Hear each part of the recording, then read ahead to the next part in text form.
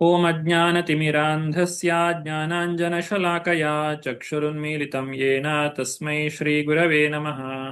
ಶ್ರೀಚೈತನ್ಯಮನೋಭೀಷ್ಟಂ ಸ್ಥಾಪಿತಂ ಯೇನ ಭೂತಲೆ ಸ್ವಯಂ ರೂಪಾ ಕದಾ ಮಹ್ಯಂ ದದಾತಿ ಸ್ವಪದಾಂತಿಕಂ. ವಂದೇಹಂ ಶ್ರೀಗುರು ಶ್ರೀಯುತಾಪದಕಮಲಂ ಶ್ರೀಗುರೂನ್ ವೈಷ್ಣವಾಂಶ್ಚ ಶ್ರೀರೂಪಂ ಸಾಗ್ರಜಾತಂ ಸಹಗಣ ರಘುನಾಥಾನ್ವಿತಂ ತಂ ಸಜೀವಂ ಸಾದ್ವೈತಂ ಸಾವಧೂತಂ ಪರಿಜನಸಹಿತಂ ಕೃಷ್ಣಚೈತನ್ಯದೇವಂ ಶ್ರೀರಾಧಾಕೃಷ್ಣಪಾದಾನ್ ಸಹಗಣಲಲಿತಾ ಶ್ರೀವಿಶಾಖಾನ್ವಿತಾಂಶ್ಚ. ಹೇ ಕೃಷ್ಣ ಕರುಣಾ ಸಿಂಧು ದೀನಬಂಧು ಜಗತ್ಪತೆ ಗೋಪೇಶ ಗೋಪಿಕಾ ಕಾಂತ ರಾಧಾಕಾಂತ ನಮೋಸ್ತುತೆ. ತಪ್ತ ಕಾಂಚನ ಗೌರಾಂಗೀ ರಾಧೆ ವೃಂದಾವನೇಶ್ವರಿ ವೃಷಭಾನುಸುತೆ ದೇವಿ ಪ್ರಣಮಾಮಿ ಹರಿಪ್ರಿಯೇ. ವಾಂಛಾಕಲ್ಪತರುಭ್ಯಶ್ಚ ಕೃಪಾ ಸಿಂಧುಭ್ಯ ಏವ ಚ ಪತಿತಾನಾಂ ಪಾವನೇಭ್ಯೋ ವೈಷ್ಣವೇಭ್ಯೋ ನಮೋ ನಮಃ. ನಮಃ ಓಂ ವಿಷ್ಣುಪಾದಾಯ ಕೃಷ್ಣಪ್ರೇಷ್ಠಾಯ ಭೂತಲೆ ಶ್ರೀಮತೆ ಭಕ್ತಿವೇದಾಂತ ಸ್ವಾಮಿನ್ ಇತಿ ನಾಮಿನೇ. ನಮಸ್ತೆ ಸಾರಸ್ವತೆ ದೇವೆ ಗೌರವಾಣಿ ಪ್ರಚಾರಿಣೆ ನಿರ್ವಿಶೇಷ ಶೂನ್ಯವಾದಿ ಪಾಶ್ಚಾತ್ಯ ದೇಶತಾರಿಣೆ. ಜಯ ಶ್ರೀ ಕೃಷ್ಣ ಚೈತನ್ಯ ಪ್ರಭೋ ನಿತ್ಯಾನಂದ ಶ್ರೀ ಅದ್ವೈತ ಗದಾಧರ ಶ್ರೀವಾಸಾದಿ ಗೌರಭಕ್ತವೃಂದ. ಹರೇ ಕೃಷ್ಣ ಕೃಷ್ಣ ಕೃಷ್ಣ ಹರೇ ಹರೇ ಹರೇ ರಾಮ ರಾಮ ರಾಮ ಹರೇ ಹರೇ. ಹರೇ ಕೃಷ್ಣ. ಶ್ರೀಮದ್ ಭಾಗವತದ ಅಧ್ಯಯನಕ್ಕೆ ಸ್ವಾಗತ. ಇವತ್ತು 3ನೇ ಸ್ಕಂದದಲ್ಲಿ 28ನೇ ಅಧ್ಯಾಯ, ಭಕ್ತಿ ಸೇವೆಯ ನಿರ್ವಹಣೆ, ಕಪಿಲರ ಉಪದೇಶಗಳು. ಕಳೆದ ಅಧ್ಯಾಯ 27ನೇ ಅಧ್ಯಾಯದಲ್ಲಿ ಭಕ್ತಿ ಮಿಶ್ರ ಜ್ಞಾನವನ್ನ ನಾವು ತಿಳಿದುಕೊಂಡಿದ್ದೇವೆ. ಕಪಿಲ ಮುನಿಗಳು ಸಾಂಖ್ಯಯೋಗದ ತತ್ವಗಳನ್ನ ವಿವರಿಸಿದ್ದಾರೆ. ಈ ಒಂದು ಅಧ್ಯಾಯದಲ್ಲಿ ಅಷ್ಟಾಂಗ ಯೋಗವನ್ನ ಭಕ್ತಿಯ ಮಾರ್ಗಕ್ಕೆ ಪೂರಕವಾಗಿ ಹೇಗೆ ಬಳಸಿಕೊಳ್ಳಬಹುದು ಅನ್ನೋದನ್ನ ತಿಳಿದುಕೊಳ್ಳೋಣ. ಈ ಒಂದು ಅಧ್ಯಾಯ ಬಹಳಷ್ಟು ವಿಚಾರಗಳನ್ನ ತಿಳಿದುಕೊಳ್ಳಿಕ್ಕಿದೆ ಇದೆ. ಹಾಗಾಗಿ ಎಷ್ಟು ಸಾಧ್ಯ ಆಗ್ತದೋ ಅಷ್ಟು ಇವತ್ತು ನೋಡೋಣ, ಮತ್ತೆ ಉಳಿದುದನ್ನ ಮುಂದಿನ ತರಗತಿಯಲ್ಲಿ ಮುಂದುವರಿಸೋಣ. ಪುಸ್ತಕ ಇದ್ದವರು ದಯವಿಟ್ಟು ಪುಸ್ತಕವನ್ನ ತೆರೆಯಿರಿ. ಅನುವಾದವನ್ನ ಓದುವವರು ಕೈ ಮೇಲೆ ಎತ್ತಬಹುದು. ಮೊದಲನೇ ಶ್ಲೋಕವನ್ನ ಭಗವಂತನೇ ನುಡಿತಾ ಇದ್ದಾನೆ. ಶ್ರೀ ಭಗವಾನುವಾಚ ಅಂದ್ರೆ ಸ್ವತಃ ಕಪಿಲ ದೇವರೇ ನುಡಿತಾ ಇರುವಂತಹ ಮಾತುಗಳು. ಶ್ರೀ ಭಗವಾನುವಾಚ ಯೋಗಸ್ಯ ಲಕ್ಷಣಂ ವಕ್ಷ್ಯೆ ಸಬೀಜಸ್ಯ ನೃಪಾತ್ಮಜೇ ಮನೋ ಯೇನೈವ ವಿಧಿನಾ ಪ್ರಸನ್ನಂ ಯಾತಿ ಸತ್ಪಥಂ. ಶುಭ ಆರ್ ಮಾತಾಜಿ. ಹರೇ ಕೃಷ್ಣ ಪ್ರಭುಜಿ. ಅನುವಾದ. ದೇವೋತ್ತಮ ಪುರುಷನು ಹೇಳಿದನು, ನನ್ನ ಪ್ರಿಯ ಮಾತೆಯೇ, ರಾಜಪುತ್ರಿಯೇ, ಈಗ ನಾನು ಮನಸ್ಸನ್ನು ಕೇಂದ್ರೀಕರಿಸುವ ವಿಷಯವುಳ್ಳ ಯೋಗ ಪದ್ಧತಿಯನ್ನು ನಿನಗೆ ವಿವರಿಸುತ್ತೇನೆ. ಈ ಪದ್ಧತಿಯ ಅಭ್ಯಾಸದಿಂದ ವ್ಯಕ್ತಿಯು ಪ್ರಸನ್ನನಾಗಬಹುದು ಮತ್ತು ಪರಮಸತ್ಯದ ಮಾರ್ಗದ ಕಡೆಗೆ ಕ್ರಮೇಣ ಪ್ರಗತಿ ಸಾಧಿಸಬಹುದು. ಹರೇ ಕೃಷ್ಣ ಪ್ರಭುಜಿ. ಹರೇ ಕೃಷ್ಣ ಮಾತಾಜಿ. ಈಗ ಹಿಂದಿನ ಅಧ್ಯಾಯದವರೆಗೆ ಈ ಒಂದು ಶರೀರದಲ್ಲಿ ಇರುವಂತಹ ಘಟಕಾಂಶಗಳ ಬಗ್ಗೆ ನಾವು ತಿಳಿದುಕೊಂಡಿದ್ದೇವೆ. ಇನ್ನು ಮುಂದಕ್ಕೆ ಈ ಒಂದು ಶರೀರ ಏನಿದೆ ಅದನ್ನ ಬಳಸಿಕೊಂಡು ಹೇಗೆ ಭಗವಂತನಲ್ಲಿ ನಾವು ಭಕ್ತಿಯನ್ನ ಮಾಡಬಹುದು, ನಮ್ಮ ಮನಸ್ಸು, ಬುದ್ಧಿ, ಅಹಂಕಾರ ಇತ್ಯಾದಿಗಳನ್ನೆಲ್ಲ ಬಳಸಿಕೊಂಡು ಆ ಭಗವಂತನ ಸೇವೆಯಲ್ಲಿ ಹೇಗೆ ತೊಡಗಿಕೊಳ್ಳಬಹುದು ಅನ್ನೋದನ್ನ ನಾವು ತಿಳಿದುಕೊಳ್ಳಿಕ್ಕಿದ್ದೇವೆ. ಇದನ್ನೆಲ್ಲ ಪಡೆದಂತಹ ಈ ಒಂದು ಶರೀರ ಅನ್ನುವಂಥದ್ದು ಒಂದು ಉತ್ತಮವಾದಂತಹ ಉಪಕರಣ. ಇದರ ಸರಿಯಾದಂತಹ ಉಪಯೋಗ ಅಂತ ಹೇಳಿದ್ರೆ ಭಗವಂತನ ಸೇವೆಯಲ್ಲಿ ಇದನ್ನ ತೊಡಗಿಸುವಂತಹದ್ದು. ಜೀವಿಯರ ಸ್ವರೂಪಹಯ ಕೃಷ್ಣರ ನಿತ್ಯದಾಸ, ನಮ್ಮ ಸ್ವರೂಪವನ್ನ ನಾವು ಅರ್ಥ ಮಾಡಿಕೊಳ್ಳುವಂತಹದ್ದು. ಅದರಲ್ಲಿ ಹೇಗೆ ಇದನ್ನ ಬಳಸಿಕೊಳ್ಳಬಹುದು ಅನ್ನೋದನ್ನ ಈಗ ನಾವು ತಿಳಿದುಕೊಳ್ಳಿಕ್ಕಿದ್ದೇವೆ. ಈಗ 2ನೆಯ ಶ್ಲೋಕದಿಂದ 4ನೇ ಶ್ಲೋಕದವರೆಗೆ 3 ಶ್ಲೋಕಗಳಲ್ಲಿ ಯಮ ಮತ್ತೆ ನಿಯಮದ ವಿಚಾರಗಳನ್ನ ತಿಳಿಸ್ತಾ ಇದ್ದಾರೆ. ಸ್ವಧರ್ಮಾಚರಣಂ ಶಕ್ತ್ಯ ವಿಧರ್ಮಾಚ ನಿವರ್ತನಂ ದೈವಾಲ್ಲಬ್ಧೇನ ಸಂತೋಷ ಆತ್ಮವಿಚ್ಚರಣಾರ್ಚನಂ. ಚಿತ್ರಮೋಹಿನಿ ಮಾತಾಜಿ. ಹರೇ ಕೃಷ್ಣ ಪ್ರಭುಜಿ, ಪ್ರಣಾಮ್. ಅನುವಾದ. ವ್ಯಕ್ತಿಯು ತನಗೆ ಶಕ್ತಿ ಇರುವ ಮಟ್ಟಿಗೂ ಸ್ವಧರ್ಮಾಚರಣೆ ಮಾಡಬೇಕು ಮತ್ತು ತನಗೆ ವಿಹಿತವಾಗದಿರುವ ಧರ್ಮಗಳನ್ನು ತ್ಯಜಿಸಬೇಕು. ಭಗವಂತನ ಅನುಗ್ರಹದಿಂದ ದೊರೆತ ಗಳಿಕೆಯಿಂದ ತೃಪ್ತನಾಗಬೇಕು ಮತ್ತು ಗುರುಗಳ ಚರಣ ಕಮಲಗಳನ್ನು ಅರ್ಚಿಸಬೇಕು. ಹರೇ ಕೃಷ್ಣ ಪ್ರಭುಜಿ. ಹರೇ ಕೃಷ್ಣ. ಇಲ್ಲಿ ಒಟ್ಟು 18 ವಿಚಾರಗಳನ್ನ ಹೇಳ್ತಾ ಇದ್ದಾರೆ, ಯಮ ಮತ್ತೆ ನಿಯಮ. ಇಲ್ಲಿ ಮೊದಲು ಹೇಳುವಂಥದ್ದು ಸ್ವಧರ್ಮ ಆಚರಣಂ, ಅಂದ್ರೆ ಏನನ್ನ ಮಾಡಬೇಕು ಅದು ನಿಯಮ.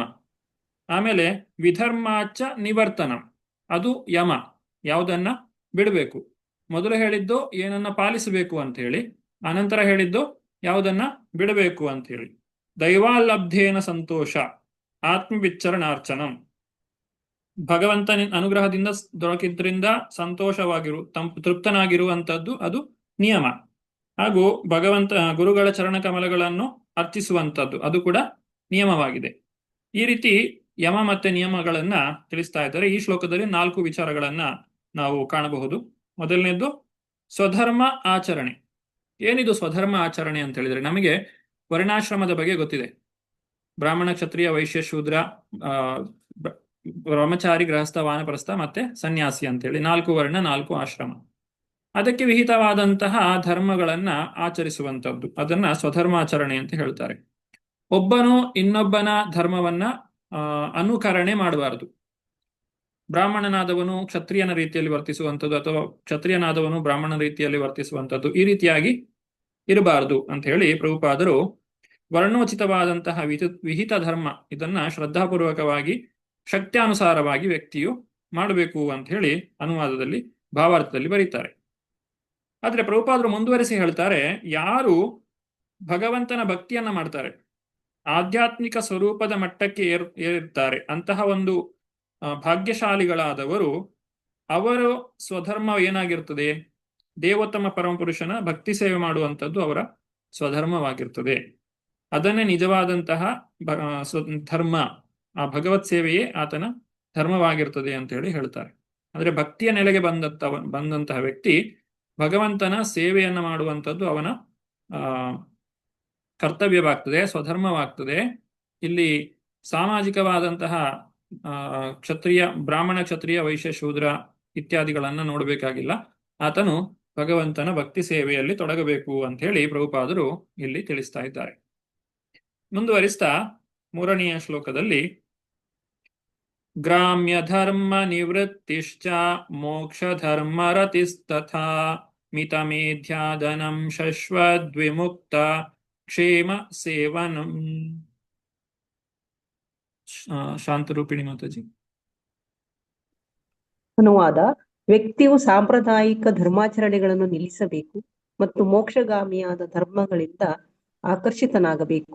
ಅವನು ಮಿತಹಾರಿಯಾಗಿ ಸದಾ ಏಕಾಂತದಲ್ಲಿದ್ದು ಅದರಿಂದ ಜೀವಿತದ ಅತ್ಯುನ್ನತ ಪರಿಪೂರ್ಣತೆಯನ್ನು ಪಡೆಯಬಹುದು. ಹರೇ ಕೃಷ್ಣ ಪ್ರಭುಜಿ. ಹರೇ ಕೃಷ್ಣ. ಇಲ್ಲಿ ಇನ್ನೂ 4 ವಿಚಾರಗಳನ್ನು ಹೇಳ್ತಾರೆ. ಗ್ರಾಮ್ಯ ಧರ್ಮ ನಿವೃತ್ತಿಶ್ಚ ಯಾವುದು ಅಂತ ಹೇಳ್ತಾರೆ, ಈ ಸಾಂಪ್ರದಾಯಿಕ ಧರ್ಮಾಚರಣೆ ಅಂತ ಹೇಳಿ. ಸಾಂಪ್ರದಾಯಿಕ ಧರ್ಮಾಚರಣೆ ಅಂದ್ರೆ ಏನು? ಸಾಮಾನ್ಯವಾಗಿ ನಮಗೆ ಧರ್ಮಾಚರಣೆ ಮಾಡುವುದು ಯಾಕೆ ಅಂತ ಹೇಳಿದ್ರೆ ಆರ್ಥಿಕ ಅಭಿವೃದ್ಧಿ ಇರಬಹುದು ಅಥವಾ ಇಂದ್ರಿಯ ತೃಷ್ಟಿಗೋಸ್ಕರ ಇರಬಹುದು. ಇದನ್ನ ಸಾಮಾನ್ಯವಾಗಿ ಜನರು ಸಮಾಜದಲ್ಲಿ ನಡೆಸುವಂಥದ್ದು. ನಾವು ಮಕ್ಕಳಿಗೂ ಕೂಡ ಅದನ್ನೇ ಹೇಳುವಂಥದ್ದು, ನೀನು ಚೆನ್ನಾಗಿ ಓದಬೇಕು, ಪರೀಕ್ಷೆಯಲ್ಲಿ ಒಳ್ಳೆ ಮಾರ್ಕ್ಸ್ ಬರಬೇಕು ಅಂತ ಹೇಳಿದ್ರೆ ದೇವರಿಗೆ ಬೆಳಗ್ಗೆ ಎದ್ದು ದಿನ ನಮಸ್ಕಾರ ಮಾಡಬೇಕು ಅಂತ ಹೇಳಿ. ಇದು ಒಂದು ರೀತಿಯಾದಂತಹ ಸಾಂಪ್ರದಾಯಿಕ ಧರ್ಮಾಚರಣೆ ಅಂತ ಹೇಳಿ ಇಲ್ಲಿ ಭಾಗವತದಲ್ಲಿ ಹೇಳ್ತಾರೆ. ಅವುಗಳನ್ನ ನಿಲ್ಲಿಸಬೇಕು. ಯಾರು ನಿಲ್ಲಿಸಬೇಕು? ಭಕ್ತಿ ಯೋಗದಲ್ಲಿ ಪ್ರಗತಿಯನ್ನ ಸಾಧಿಸುವವರು. ಹಾಗಾದ್ರೆ ಅದನ್ನೆಲ್ಲ ಬಿಟ್ಟು ಬಿಡ್ಬೇಕಾ ಅಂತ ಹೇಳಿದ್ರೆ, ಇಲ್ಲಿ ಒಬ್ಬ ವ್ಯಕ್ತಿಯು ಭಕ್ತಿಗೆ ಬಂದಾಗ ಅವನ ಕಾರ್ಯಗಳು ಅದೇ ರೀತಿಯಾಗಿ ಇರಬಹುದು, ಆದ್ರೆ ಆ ಕಾರ್ಯಗಳ ಹಿಂದಿರುವಂತಹ ಉದ್ದೇಶ ಅದು ಮುಖ್ಯವಾಗಿರ್ತದೆ. ಒಬ್ಬ ವ್ಯಕ್ತಿ ಯಾವುದೇ ಒಂದು ಸ್ವಧರ್ಮ ಸಂಪ್ರದಾಯಗಳನ್ನ ಆಚರಣೆ ಮಾಡುವುದಿದ್ರೂ ಅದರ ಹಿಂದೆ ಇರುವಂತಹ ಉದ್ದೇಶವು ಬದಲಾಗಿರ್ತದೆ. ನಾವು ಯಾವುದೇ ಆಚರಣೆಗಳನ್ನ ಮಾಡುವುದಿದ್ರೂ ಅದು ಭಕ್ತಿಯಲ್ಲಿ ನಮಗೆ ಪ್ರಗತಿಯನ್ನ ಸಾಧಿಸುವಂತೆ ಅದನ್ನ ಮಾಡಬೇಕು. ಉದಾಹರಣೆಗೆ ಯಾವುದೇ ಒಂದು ದೇವತೆಗಳ ಆರಾಧನೆಯನ್ನ ಮಾಡುವುದಿದ್ರೂ ಕೂಡ ಭಗವಂತನಲ್ಲಿ ನನಗೆ ಭಕ್ತಿಯನ್ನ ಕೊಡು ಅಂತ ಹೇಳಿ ಪ್ರಾರ್ಥನೆಯನ್ನ ಮಾಡಬೇಕು. ಆ ರೀತಿಯಾಗಿ ಮಾಡಿದಾಗ ಅದು ಸರಿಯಾದಂತಹ ವಿಧಾನವಾಗ್ತದೆ. ಅದನ್ನ ಇಲ್ಲಿ ಸಾಂಪ್ರದಾಯಿಕ ಧರ್ಮಾಚರಣೆಗಳನ್ನ ನಿಲ್ಲಿಸುವ ಬಗ್ಗೆ ತಿಳಿಸಿದ್ದಾರೆ. ಮೋಕ್ಷಗಾಮಿಯಾದಂತಹ ಧರ್ಮಗಳಿಂದ ಆಕರ್ಷಿತನಾಗಬೇಕು. ಇಲ್ಲಿ ಮೋಕ್ಷ ಆ ಭಗವಂತನ ಭಕ್ತಿಯನ್ನ ನೀಡುವಂತಹ, ಅದರ ಮುಖಾಂತರ ಈ ಭವಬಂಧನವನ್ನ ದಾಟಿ ಭಗವಂತನ ಧಾಮಕ್ಕೆ ಹೋಗ್ಲಿಕ್ಕೆ ನಮಗೆ ಯಾವುದು ಸಹಾಯ ಮಾಡ್ತದೋ ಆ ದಾರಿಯಲ್ಲಿ ನಾವು ಸಾಗಬೇಕು. ಮಿತಾಹಾರಿ ಆಗಬೇಕು. ಮಿತಾಹಾರಿ ಅಂತ ಹೇಳಿದ್ರೆ ಏನು? ಯುಕ್ತಾಹಾರ ವಿಹಾರಸ್ಯ ಯುಕ್ತಚೇಷ್ಟಸ್ಯ ಕರ್ಮಸು ಯುಕ್ತ ಸ್ವಪ್ನ ಅವಬೋಧಸ್ಯ ಯೋಗಿ ಭವತಿ ದುಃಖ ಅಂತ ಹೇಳಿ ಭಗವದ್ಗೀತೆಯಲ್ಲಿ ಅರ್ಜುನನಿಗೆ ಕೃಷ್ಣ ಹೇಳಿದ್ದಾನೆ. ಯಾವ ರೀತಿಯಾಗಿ ಇರಬೇಕು ನಮ್ಮ ಊಟ ಮಾಡುವ ಪದ್ಧತಿ. ಈಗ ಇಲ್ಲಿ ಭಕ್ತರಿಗಾಗಿ ಹೇಳಿರುವಂತಹ ಮಾತು ಪ್ರಭುಪಾದರು ಭಾವಾರ್ಥದಲ್ಲಿ ಹೇಳ್ತಾರೆ, ಅರ್ಧದಷ್ಟು ಮಾತ್ರ ತಿನ್ನಬೇಕು ಅಂತೇಳಿ. ನಮಗೆ ಹಸಿವು ಎಷ್ಟಿರ್ತದೋ ಅದರ ಅರ್ಧದಷ್ಟು ಮಾತ್ರ ಆಹಾರವನ್ನ ಸ್ವೀಕಾರ ಮಾಡಬೇಕು. ಮತ್ತೆ ಸ್ವಲ್ಪ ನೀರನ್ನ ಕುಡಿಬೇಕು. ಮತ್ತೆ ಸ್ವಲ್ಪ ಭಾಗ ಹೊಟ್ಟೆ ಖಾಲಿ ಇರಬೇಕು. ಆ ರೀತಿ ಇದ್ದಾಗ ತಿಂದಂತಹ ಆಹಾರ ಸರಿಯಾಗಿ ಜೀರ್ಣವಾಗ್ತದೆ. 1 ಪೌಂಡಿನಷ್ಟು ಆಹಾರ ಪದಾರ್ಥ ಸೇವಿಸುವಷ್ಟು ಹಸಿವು ಇದ್ದರೆ ಅರ್ಧ ಪೌಂಡಿನಷ್ಟು ತಿನ್ನಬೇಕು. 4 ಔನ್ಸುಗಳಷ್ಟು ನೀರು ಕುಡಿಯಬೇಕು. ಕಾಲು ಭಾಗವನ್ನು ವಾಯು ಸಂಚಾರಕ್ಕಾಗಿ ಬರಿದಾಗಿಟ್ಟುಕೊಳ್ಳಬೇಕು. ಹೀಗೆ ಮಾಡೋದ್ರಿಂದ ಒಬ್ಬ ವ್ಯಕ್ತಿ ಇಂದ್ರಿಯಗಳನ್ನ ಸುಲಭವಾಗಿ ಭಗವಂತನ ಸೇವೆಯಲ್ಲಿ ತೊಡಗಿಸಲಿಕ್ಕೆ ಸಾಧ್ಯವಾಗ್ತದೆ. ಇಲ್ಲ ಅಂತ ಹೇಳಿದ್ರೆ ನಾವು ಅತಿಯಾಗಿ ಆಹಾರವನ್ನ ಸ್ವೀಕಾರ ಮಾಡುವುದರಿಂದ ಇಂದ್ರಿಯಗಳು ಅತಿಯಾಗಿ ಬಲಿಷ್ಠಗೊಳ್ಳುತ್ತವೆ ಮತ್ತು ಮನಸ್ಸು ನಿಗ್ರಹಕ್ಕೆ ಸಿಗುವುದಿಲ್ಲ. ಅದನ್ನು ಇಲ್ಲಿ ಮಿತಮೇಧ್ಯಾದನಂ ಅಂತ ಹೇಳಿರುವಂಥದ್ದು. ಕೊನೆಯದಾಗಿ ಜೀವಿತದ ಅತ್ಯುನ್ನತ ಪರಿಪೂರ್ಣತೆಯನ್ನು ಪಡೀಲಿಕ್ಕೆ ಏಕಾಂತದಲ್ಲಿ ಇರಬೇಕು ಅಂತೇಳಿ. ಏಕಾಂತ ಹೇಳಿದ್ರೆ ಏನು? ಯಾವ ವಾತಾವರಣದಲ್ಲಿ ನಮಗೆ ಭಕ್ತಿ ಮಾಡಲಿಕ್ಕೆ ಸುಲಭವಾಗ್ತದೋ ಅಂತಹ ವಾತಾವರಣದಲ್ಲಿ ಜೀವನವನ್ನ ಮಾಡಬೇಕು. ಯಾರು ನಮಗೆ ಭಕ್ತಿ ಮಾಡಲಿಕ್ಕೆ ಸಹಾಯವನ್ನ ಮಾಡ್ತಾರೆ, ಒಂದೇ ರೀತಿಯಾದಂತಹ ಮನಸ್ಸು ಇರುವಂತಹ ಜನರ ಜೊತೆಗೆ ಇರುವುದರಿಂದ ಭಕ್ತಿ ಮಾಡಲಿಕ್ಕೆ ಸುಲಭವಾಗ್ತದೆ.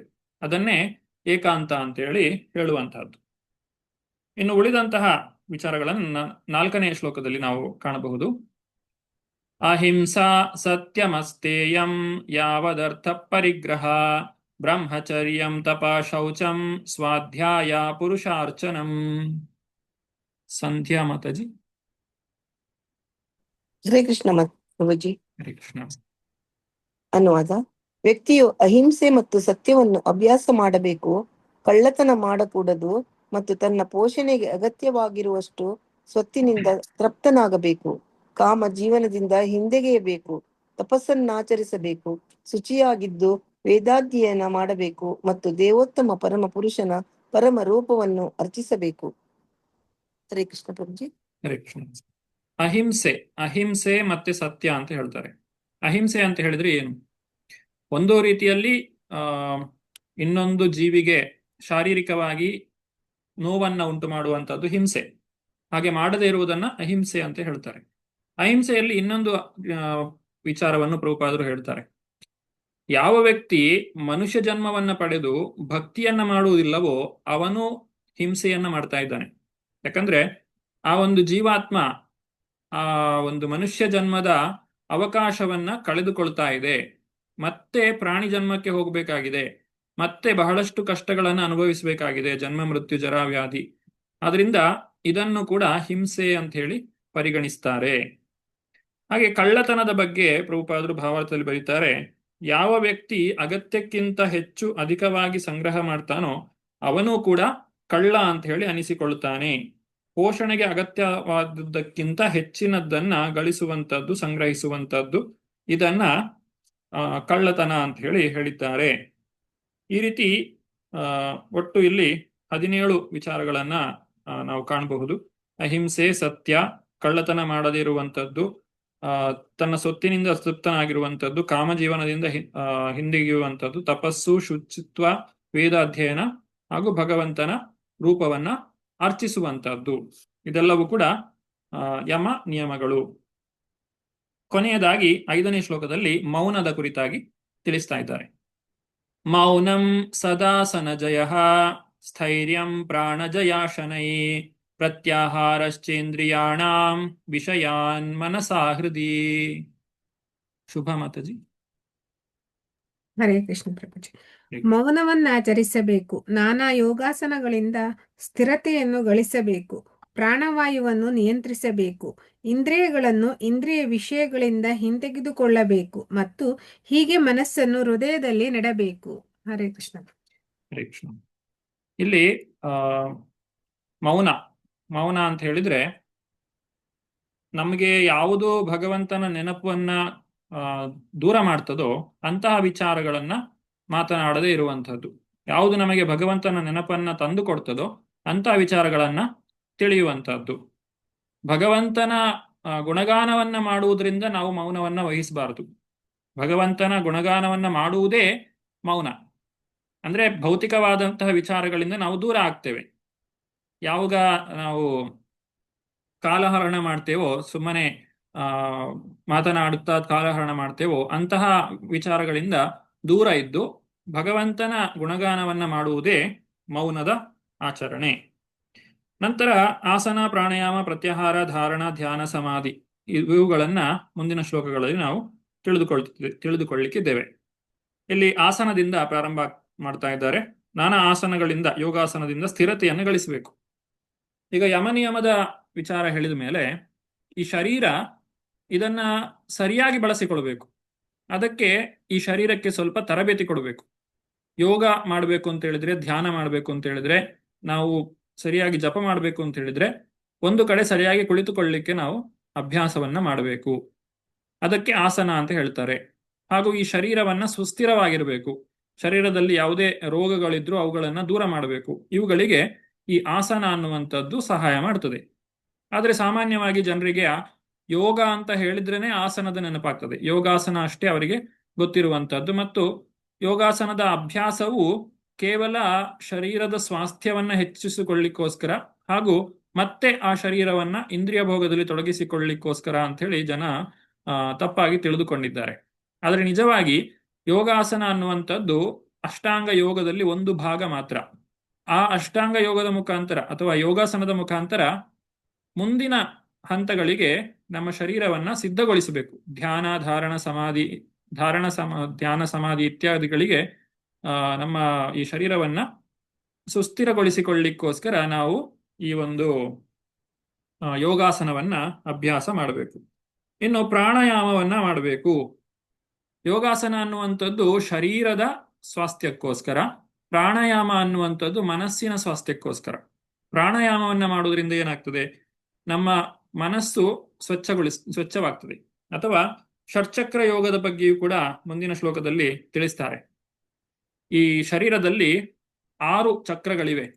ಒಟ್ಟು 7 ಚಕ್ರಗಳಿವೆ. ಒಂದು ನಮ್ಮ ಶರೀರದಿಂದ ಹೊರಗೆ ಇರುವಂತಹದ್ದು. ಈ ಚಕ್ರಗಳನ್ನ ಶುದ್ಧೀಕರಿಸಿಕೊಳ್ಳುವಂತಹದ್ದು ಕೂಡ ಅಷ್ಟಾಂಗ ಯೋಗದಲ್ಲಿ ಬಹಳ ಮುಖ್ಯವಾಗಿದೆ. ಇಲ್ಲಿ ನಾವು ಚಿತ್ರದಲ್ಲಿ ಕಾಣಬಹುದು. ಮೂಲಾಧಾರ, ಸ್ವಾಧಿಷ್ಠಾನ, ಮಣಿಪೂರ, ಅನಾಹತ, ವಿಶುದ್ಧ, ಆಜ್ಞಾ. ಈ 6 ನಮ್ಮ ಶರೀರದಲ್ಲೇ ಇರುವಂತಹದ್ದು 6 ಚಕ್ರಗಳು. ಅದರಿಂದ ಅದನ್ನು ಷಟ್ಚಕ್ರ ಅಂತ ಹೇಳ್ತಾರೆ. ಇನ್ನು ಸಹಸ್ರಾರ ಚಕ್ರ, ಇದು ಶರೀರದಿಂದ ಹೊರಗೆ ಇರುವಂತಹದ್ದು.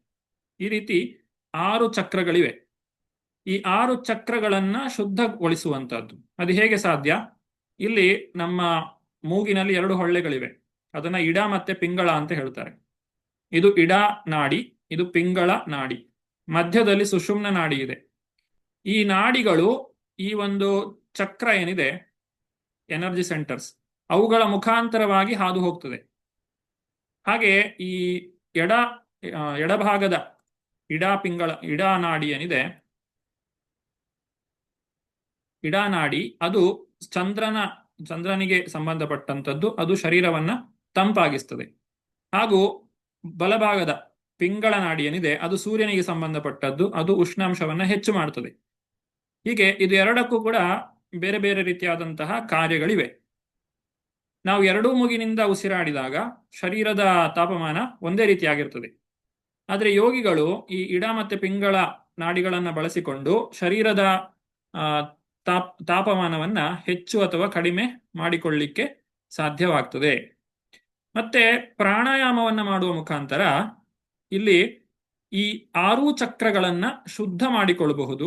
ಹಾಗೂ ಮೂಲಾಧಾರ ಚಕ್ರದಲ್ಲಿ ಇರುವಂತಹ ಶಕ್ತಿ ಏನಿದೆ ಅದನ್ನ ನಿಧಾನಕ್ಕೆ ಸ್ವಾಧಿಷ್ಠಾನ, ಮಣಿಪೂರ, ಅನಾಹತ, ವಿಶುದ್ಧ ಮತ್ತೆ ಆಜ್ಞಾ ಚಕ್ರಗಳಿಗೆ ಏರಿಸಲಿಕ್ಕೆ ಸಾಧ್ಯವಾಗ್ತದೆ. ಇದೆಲ್ಲ ಯೋಗಿಗಳು ಮಾಡುವಂತಹದ್ದು. ನಮಗೆ ಬೇರೆ ದಾರಿಯನ್ನ ಪ್ರಭುಪಾದರು ಹೇಳಿಕೊಟ್ಟಿದ್ದಾರೆ. ಅದನ್ನು ನಾವು ಮುಂದಕ್ಕೆ ನೋಡ್ಲಿಕ್ಕಿದ್ದೇವೆ. ಈ ರೀತಿ ಪ್ರಾಣಾಯಾಮವನ್ನ ಅಭ್ಯಾಸ ಮಾಡುವಂತಹದ್ದು. ಇದನ್ನ 6ನೆಯ ಶ್ಲೋಕದಲ್ಲಿ ತಿಳಿಸಿದ್ದಾರೆ. ಹಾಗೂ ಪ್ರಾಣಾಯಾಮದ ಮುಂದಿನ ಹಂತ ಪ್ರತ್ಯಾಹಾರ. ಈ 5ನೇ ಶ್ಲೋಕದ ಕೊನೆಗೆ ಹೇಳಿದ್ದಾರೆ, ಪ್ರತ್ಯಾಹಾರೇಶ್ಚೇಂದ್ರಿಯಾಣಂ ವಿಷಯಾನ್ ಮನಸಾ ಹೃದಿ. ಪ್ರತ್ಯಾಹಾರ ಅಂತ ಹೇಳಿದ್ರೆ ಆಹಾರ. ಆಹಾರ ಅಂತ ಹೇಳಿದ್ರೆ ನಮಗೆ ಸಾಮಾನ್ಯ ಭಾಷೆಯಲ್ಲಿ ನಾವು ತಿನ್ನುವಂತಹ ಆಹಾರ, ಊಟ ಮಾಡುವಂಥದ್ದು, ನಾಲಿಗೆಗೆ ರುಚಿಯನ್ನು ಕೊಡುವಂತಹ ಆಹಾರ. ಅದು ಕೇವಲ ನಾಲಿಗೆಗೆ ಮಾತ್ರ ಅಲ್ಲ, ಶಬ್ದ ಕಿವಿಗೆ ಆಹಾರ, ರೂಪ ಕಣ್ಣಿಗೆ ಆಹಾರ, ಗಂಧ ಮೂಗಿಗೆ ಆಹಾರ, ಸ್ಪರ್ಶ ಚರ್ಮಕ್ಕೆ ಆಹಾರ, ರುಚಿ ನಾಲಿಗೆಗೆ ಆಹಾರ. ಈ ಎಲ್ಲ ಆಹಾರಗಳನ್ನ ಮಿತಗೊಳಿಸಬೇಕು, ಯುಕ್ತಗೊಳಿಸಬೇಕು. ಇದನ್ನೇ ಪ್ರತ್ಯಾಹಾರ ಅಂತ ಹೇಳುವಂಥದ್ದು. ಇದು ಹೇಗೆ ಸಾಧ್ಯ? ನಾವು ಹಿಂದೆ ಆಸನಗಳನ್ನೆಲ್ಲ ಸರಿಯಾಗಿ ಮಾಡಿದ್ರೆ ಇದು ಸಾಧ್ಯವಾಗ್ತದೆ, ಯಮ ನಿಯಮಗಳ ಪಾಲನೆ ಮಾಡಿದ್ರೆ ಸಾಧ್ಯವಾಗ್ತದೆ. ನೇರವಾಗಿ ಪ್ರತ್ಯಾಹಾರಕ್ಕೆ ಬರಲಿಕ್ಕೆ ಸಾಧ್ಯ ಆಗುವುದಿಲ್ಲ. ಸಣ್ಣ ಮಕ್ಕಳಿಗೆ ನಾವು ತುಂಬಾ ಮೊಬೈಲ್ ಅಭ್ಯಾಸ ಮಾಡಿದ್ರೆ, ಒಂದೇ ಸಲಕ್ಕೆ ಮೊಬೈಲ್ ಅನ್ನು ಕಿತ್ತುಕೊಂಡಿಟ್ರೆ ಕೆಲವೊಂದು ಮಕ್ಕಳು ಆತ್ಮಹತ್ಯೆ ಮಾಡಿಕೊಂಡದ್ದು ಇದೆ. ಯಾಕಂದ್ರೆ ಅವರಿಗೆ ನಿಧಾನವಾಗಿ ಅಭ್ಯಾಸ ಮಾಡಿಸ್ತಾ ಬರಬೇಕು. ಒಂದೇ ಸಲಕ್ಕೆ ಅವರಿಗೆ ನಿಯಮವನ್ನ ಅವರ ಮೇಲೆ ಹೇರಿದ್ರೆ, ಅಥವಾ ಅವರ ಇಂದ್ರಿಯಕ್ಕೆ ಸಂತೋಷವನ್ನ ಕೊಡ್ತಾ ಇದ್ದಂತಹ ವಸ್ತುವನ್ನ ದೂರ ಮಾಡಿದ್ರೆ, ಅದರಿಂದ ಅವರು ಗೊಂದಲಕ್ಕೊಳಗಾಗ್ತಾರೆ ಮತ್ತು ಅದನ್ನು ಸ್ವೀಕಾರ ಮಾಡಲಿಕ್ಕೆ ಅವರಿಗೆ ಸಾಧ್ಯ ಆಗುವುದಿಲ್ಲ. ಹಾಗಾಗಿ ಇದನ್ನ ಹಂತ ಹಂತವಾಗಿ ಅಭ್ಯಾಸ ಮಾಡಬೇಕಾಗ್ತದೆ. ಈ ರೀತಿ ಇದನ್ನ ಪ್ರತ್ಯಾಹಾರ ಅಂತ ಹೇಳಿ ಕರೆಯುವಂತಹದ್ದು. ಇನ್ನು 6ನೆಯ ಶ್ಲೋಕದಲ್ಲಿ ಈ ಪ್ರಾಣಾಯಾಮದ ಬಗ್ಗೆ ಇನ್ನಷ್ಟು ವಿಚಾರಗಳನ್ನ ತಿಳಿಸ್ತಾ ಇದ್ದಾರೆ. ಸ್ವದಿಷ್ಣ್ಯಾನಾಮೇಕ ದೇಶೇ ಮನಸಾ ಪ್ರಾಣಧಾರಣಂ ವೈಕುಂಠಲೀಲಾಭಿಧ್ಯಾನಂ ಸಮಾಧಾನಂ ತಥಾತ್ಮನಃ. ಚಿತ್ರಮೋಹಿನಿ ಮಾತಾಜಿ. ಹರೇ ಕೃಷ್ಣ. ಅನುವಾದ. ಪ್ರಾಣ ಹಾಗೂ ಮನಸ್ಸನ್ನು ದೇಹದೊಳಗಿನ 6 ಚಕ್ರಗಳಲ್ಲೊಂದರಲ್ಲಿ ನೆಲೆಗೊಳಿಸುವುದರ ಮೂಲಕ ದೇವೋತ್ತಮ ಪರಮಪುರುಷನ ದಿವ್ಯ ಲೀಲೆಗಳಲ್ಲಿ ಏಕಾಗ್ರಗೊಳಿಸುವುದು ಮನಸ್ಸಿನ ಸಮಾಧಿ ಅಥವಾ ಸಮಾಧಾನ ಎನ್ನಲಾಗಿದೆ. ಹರೇ ಕೃಷ್ಣ ಪ್ರಭುಜಿ. ಇಲ್ಲಿ ಪ್ರಾಣಾಯಾಮ, ಧಾರಣ ಮತ್ತೆ ಧ್ಯಾನಗಳನ್ನು ನಾವು ಕಾಣಬಹುದು. ಇಲ್ಲಿ ಧ್ಯಾನದ ಬಗ್ಗೆ ಪ್ರಭುಪಾದರು ಬಹಳ ಸ್ಪಷ್ಟವಾಗಿ ತಿಳಿಸ್ತಾರೆ. ಭಗವಂತನ ಲೀಲೆಗಳನ್ನ ಸ್ಮರಣೆ ಮಾಡುವಂತಹದ್ದು, ದಿವ್ಯ ಲೀಲೆಗಳಲ್ಲಿ ಮನಸ್ಸನ್ನ ಏಕಾಗ್ರಗೊಳಿಸುವಂಥದ್ದು, ಇದನ್ನ ಸಮಾಧಿ ಅಂತ ಹೇಳ್ತಾರೆ. ಸಮಾಧಿ ಅಂತ ಹೇಳಿದ್ರೆ ಶೂನ್ಯದಲ್ಲಿ ಮನಸ್ಸನ್ನ ಏಕಾಗ್ರಗೊಳಿಸುವಂಥದ್ದು ಅಲ್ಲ, ಇದು ಭಗವಂತನ ಕುರಿತಾಗಿ ಚಿಂತಿಸುವಂಥದ್ದು. ಆದ್ರಿಂದ ಕಪಿಲ ದೇವರು ಅಂತ ಹೇಳಿದ್ರೆ ದೇವಹೂತಿಯ ಮಗನಾದ ಕಪಿಲನ ಸಾಂಖ್ಯಯೋಗವನ್ನೇ ನಾವು ತಿಳಿದುಕೊಳ್ಳಬೇಕು. ನಾಸ್ತಿಕ ಕಪಿಲನ ಸಾಂಖ್ಯಯೋಗವನ್ನ ನಾವು ತಿಳಿದುಕೊಳ್ಳಲಿಕ್ಕೆ ಪ್ರಯತ್ನ ಪಡಬಾರದು.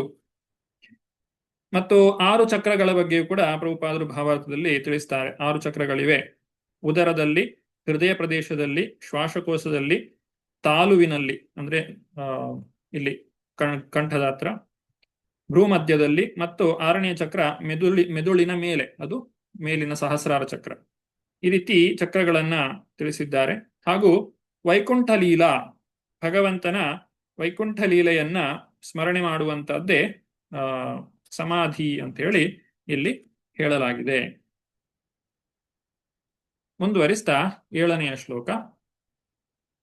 ಏತೈರನ್ಯಶ್ಚ ಪತಿಭಿ ಮನಾದುಷ್ಟಂ ಅಸತ್ಪಥಂ ಬುದ್ಧ್ಯಾ ಯುಂಜೀತ ಶನಕೈರ್ಜಿತ ಪ್ರಾಣೋ ಹ್ಯತಂದ್ರಿತಃ.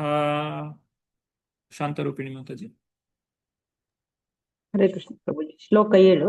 ಅನುವಾದ. ಈ ವಿಧಾನಗಳಿಂದ ಅಥವಾ ಯಾವುದೇ ಇತರ ಉತ್ತಮ ವಿಧಾನಗಳಿಂದ ಐಹಿಕ ಭೋಗದಿಂದ ಸದಾ ಆಕರ್ಷಿತರಾಗುವ ದೂಷಿತ ಅನಿಯಂತ್ರಿತ ಮನಸ್ಸನ್ನು ವಶದಲ್ಲಿಡಬೇಕು ಮತ್ತು ಹೀಗೆ ವ್ಯಕ್ತಿಯು ತನ್ನನ್ನು ದೇವೋತ್ತಮ ಪರಮಪುರುಷನ ಚಿಂತನೆಯಲ್ಲಿ ನೆಲೆಗೊಳಿಸಬೇಕು. ಹರೇ ಕೃಷ್ಣ. ಹರೇ ಕೃಷ್ಣ. ಭಗವಂತನ ಚಿಂತನೆಯಲ್ಲಿ ಸದಾಕಾಲ ಯಾರು ತೊಡಗಿರ್ತಾರೋ ಅವರಿಗೆ ಇದು ಯಾವುದರ ಅಗತ್ಯವೂ ಇಲ್ಲ. ಈಗ ಭಗವಂತನ ತಾಯಿಯಾದಂತಹ ಯಶೋದೆಗೆ ಶ್ರೀಕೃಷ್ಣನ ಚಿಂತನೆ ಅನ್ನುವಂಥದ್ದು ಯೋಗ ಸಾಧನೆಯಿಂದ ಬರಬೇಕಾಗಿಲ್ಲ. ಆದರೆ ನಮ್ಮಂತಹ ಕನಿಷ್ಠಾಧಿಕಾರಿಗಳು ಅಥವಾ ಇನ್ನೂ ಆರಂಭಿಕ ಭಕ್ತರು ಯಾರಿದ್ದಾರೆ ಅವರಿಗೆ ತಮ್ಮ ಮನಸ್ಸನ್ನ ನಿಯಂತ್ರಣ ಮಾಡಲಿಕ್ಕೆ, ಇಂದ್ರಿಯಗಳನ್ನು ನಿಯಂತ್ರಣ ಮಾಡಲಿಕ್ಕೆ ಈ ಒಂದು ಯೋಗಾಭ್ಯಾಸ ಸ್ವಲ್ಪ ಮಟ್ಟಿಗೆ ಸಹಾಯವನ್ನ ಮಾಡಬಹುದು. ಇದನ್ನು ನಾವು ನಿಜವಾಗಿ ಪ್ರಯತ್ನ ಪಟ್ಟು ಕೂಡ ನೋಡಬಹುದು. ನಮಗೆ ಪ್ರಾಣಾಯಾಮವನ್ನ ಮಾಡೋದ್ರಿಂದ ಅಥವಾ ಆಸನಗಳನ್ನು ಮಾಡೋದ್ರಿಂದ ಶರೀರದ ತೊಂದರೆಗಳು ದೂರ ಆಗ್ತವೆ, ಬೆಳಗ್ಗೆ ಬೇಗ ಏಳ್ಲಿಕ್ಕೆ ಆಗ್ತದೆ, ಜಪ ಮಾಡಲಿಕ್ಕೆ ಸಹ ಚೆನ್ನಾಗಿರ್ತದೆ, ಹಾಗೂ ಮನಸ್ಸನ್ನು ನಿಯಂತ್ರಿಸಬಹುದು, ಸಿಟ್ಟು ಕಡಿಮೆ ಆಗ್ತದೆ, ಆಹಾರದಲ್ಲಿ ಕಟ್ಟುನಿಟ್ಟಾಗಿ ನಾವು ಪಾಲಿಸಬಹುದು, ಹೊರಗಡೆ ತಿನ್ನುವುದನ್ನು ಬಿಡಬಹುದು. ಈ ರೀತಿಯಾದಂತಹ ಆರಂಭದಲ್ಲಿ ಸಹಾಯವನ್ನ ಮಾಡುವಂತಹ ಯೋಗದ ಒಂದು ಸಹಾಯವನ್ನು ನಾವು ಪಡೆಯಬಹುದು. ಹಾಗಾಗಿ ಇದನ್ನ ಯೋಗ ಮಿಶ್ರಿತ ಭಕ್ತಿ ಅಂತ ಹೇಳಿ ಕರೆದಿದ್ದಾರೆ. ಇದನ್ನು ಎಲ್ಲರೂ ಮಾಡಲೇಬೇಕು ಅಂತ ಹೇಳಿ ಹೇಳುವಂಥದ್ದಲ್ಲ, ಆದ್ರೆ ಇದು ನಮಗೆ ಭಕ್ತಿ ಮಾಡಲಿಕ್ಕೆ ಸಹಾಯವನ್ನ ಮಾಡಲಿಕ್ಕೆ ಸಾಧ್ಯ ಇದೆ. ಬಹಳಷ್ಟು ಜನ ಈ ಒಂದು ಯೋಗಾಭ್ಯಾಸಗಳನ್ನ ಆರಂಭಿಕ ಭಕ್ತರಿಗೆ ಕಲಿಸಿಕೊಡುವುದು ಕೂಡ ಉಂಟು. ಮುಂದುವರಿಸ್ತಾ ಆಸನದ ಬಗ್ಗೆ 8ನೆಯ ಶ್ಲೋಕದಲ್ಲಿ ತಿಳಿಸ್ತಾ ಇದ್ದಾರೆ.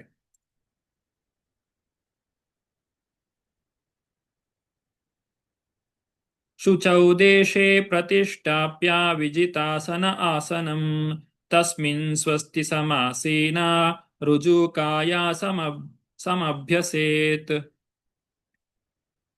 ಸಂಧ್ಯಾ ಮಾತಾಜಿ. ಹರೇ ಕೃಷ್ಣ ಪ್ರಭುಜಿ. ಶ್ಲೋಕ 8 ಅನುವಾದ. ಮನಸ್ಸನ್ನು ಮತ್ತು ಆಸನ ಭಂಗಿಗಳನ್ನು ನಿಯಂತ್ರಣಗೊಳಿಸಿದ ಮೇಲೆ ವ್ಯಕ್ತಿಯು ಒಂದು ಪವಿತ್ರವಾದ ಮತ್ತು ಏಕಾಂತ ಸ್ಥಳದಲ್ಲಿ ಆಸನವನ್ನು ಹಾಸಿಕೊಂಡು ಸರಳ ಭಂಗಿಯಲ್ಲಿ ಕುಳಿತು ದೇಹವನ್ನು ನೆಟ್ಟಗಿಟ್ಟುಕೊಂಡು ಶ್ವಾಸ ನಿರೋಧವನ್ನು ಅಭ್ಯಾಸ ಮಾಡಬೇಕು.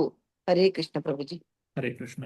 ಭಗವದ್ಗೀತೆಯ 6ನೇ ಅಧ್ಯಾಯದಲ್ಲಿ ಕೂಡ ಈ ಒಂದು ಶ್ಲೋಕವನ್ನ ನಾವು ಕಾಣಬಹುದು. 11ನೇ ಶ್ಲೋಕದಲ್ಲಿ, 6ನೇ ಅಧ್ಯಾಯದ 11ನೇ ಶ್ಲೋಕದಲ್ಲಿ, ಶುಚೌ ದೇಶೇ ಪ್ರತಿಷ್ಠಾಪ್ಯ ಸ್ಥಿರಮಾಸನಮಾತ್ಮನಃ ನಾತ್ಯುಚ್ಛ್ರಿತಂ ನಾತಿ ನೀಚಂ ಚೈಲಾಜಿನ ಕುಶೋತ್ತರಂ. ಭಗವಾನ್ ಶ್ರೀಕೃಷ್ಣ ಅರ್ಜುನನಿಗೆ ಹೇಳಿದಂತಹ ಮಾತು. ಹೇಗೆ ಒಂದು ಆಸನವನ್ನ ಸ್ಥಿರ ಮಾಡಬೇಕು. ಶುಚೌ ದೇಶ ಪ್ರತಿಷ್ಠಾಪ್ಯ, ಹಾಗೆ ಶುಚೌ ದೇಶ ಪ್ರತಿಷ್ಠಾಪ್ಯ, ಇಲ್ಲಿ ಕೂಡ ಅದೇ ಬರ್ತಾ ಇದೆ. ಒಂದು ಉತ್ತಮವಾದಂತಹ ಸ್ಥಳದಲ್ಲಿ ವ್ಯಕ್ತಿಯು ಆಸನಗಳನ್ನ ಅಭ್ಯಾಸ ಮಾಡಬೇಕು. ಆಸನದಲ್ಲಿ ಕೊನೆಗೆ ಏನು ಪ್ರಯೋಜನ ಅಂತ ಹೇಳಿದ್ರೆ, ಒಬ್ಬ ವ್ಯಕ್ತಿ ಕೆಲವು ಕಾಲಗಳ ಕಾಲ ಒಂದೇ ಕಡೆ ಸ್ಥಿರವಾಗಿ ಕುಳಿತುಕೊಳ್ಳಿಕ್ಕೆ ಸಾಧ್ಯ ಆಗಬೇಕು.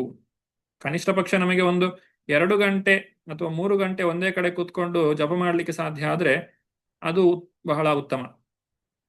ಹಾಗೆ ಆ ಒಂದು ಸ್ವಸ್ತಿ ಸಮಾಸೀನ ಅಂತ ಹೇಳ್ತಾರೆ, ಸರಳಾಸನದಲ್ಲಿ ಕುಳಿತುಕೊಂಡು ಅಥವಾ ಪದ್ಮಾಸನದಲ್ಲಿ ಕುಳಿತುಕೊಂಡು ಜಪವನ್ನ ಮಾಡಬಹುದು. ಈ ರೀತಿ ಮನಸ್ಸನ್ನ ಭಗವಂತನ ನಾಮದಲ್ಲಿ ಕೇಂದ್ರೀಕರಿಸಲಿಕ್ಕೆ ಸಾಧ್ಯವಾಗ್ತದೆ. ಪ್ರಾಣಾಯಾಮದ ಬಗ್ಗೆ 9ನೇ ಶ್ಲೋಕದಲ್ಲಿ ತಿಳಿಸ್ತಾ ಇದ್ದಾರೆ.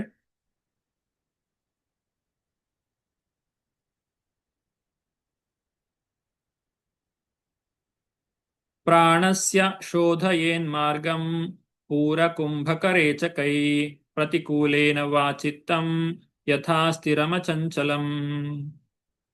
ಶೋಭಾ ಏನ್ ಮಾತಾಜಿ. ಹರೇ ಕೃಷ್ಣ. ಯೋಗಿಯು ಈ ಮುಂದಿನ ರೀತಿಯಲ್ಲಿ ಶ್ವಾಸೋಚ್ಛ್ವಾಸ ಮಾಡಿ ಪ್ರಾಣವಾಯುವಿನ ಹಾದಿಯನ್ನು ಶುದ್ಧಗೊಳಿಸಬೇಕು. ಮೊದಲು ಆಳವಾಗಿ ಉಸಿರೆಳೆದುಕೊಳ್ಳಬೇಕು. ಬಳಿಕ ಶ್ವಾಸವನ್ನು ತಡೆ ಹಿಡಿದು ಕಡೆಗೆ ಹೊರಗೆ ಬಿಡಬೇಕು.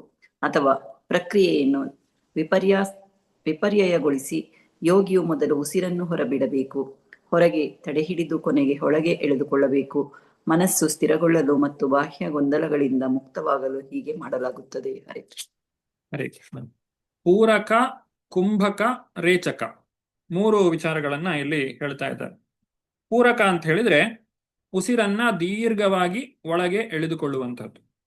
ಹಾಗೂ ಕುಂಭಕ ಅಂತ ಹೇಳಿದ್ರೆ ಎಳೆದುಕೊಂಡ ಉಸಿರನ್ನ ಹಿಡಿದಿಟ್ಟುಕೊಳ್ಳುವಂಥದ್ದು, ಅಂದ್ರೆ ಶ್ವಾಸಕೋಶದಲ್ಲಿ ಗಾಳಿಯನ್ನ ತುಂಬಿಸಿ ಇಟ್ಟುಕೊಳ್ಳುವಂಥದ್ದು.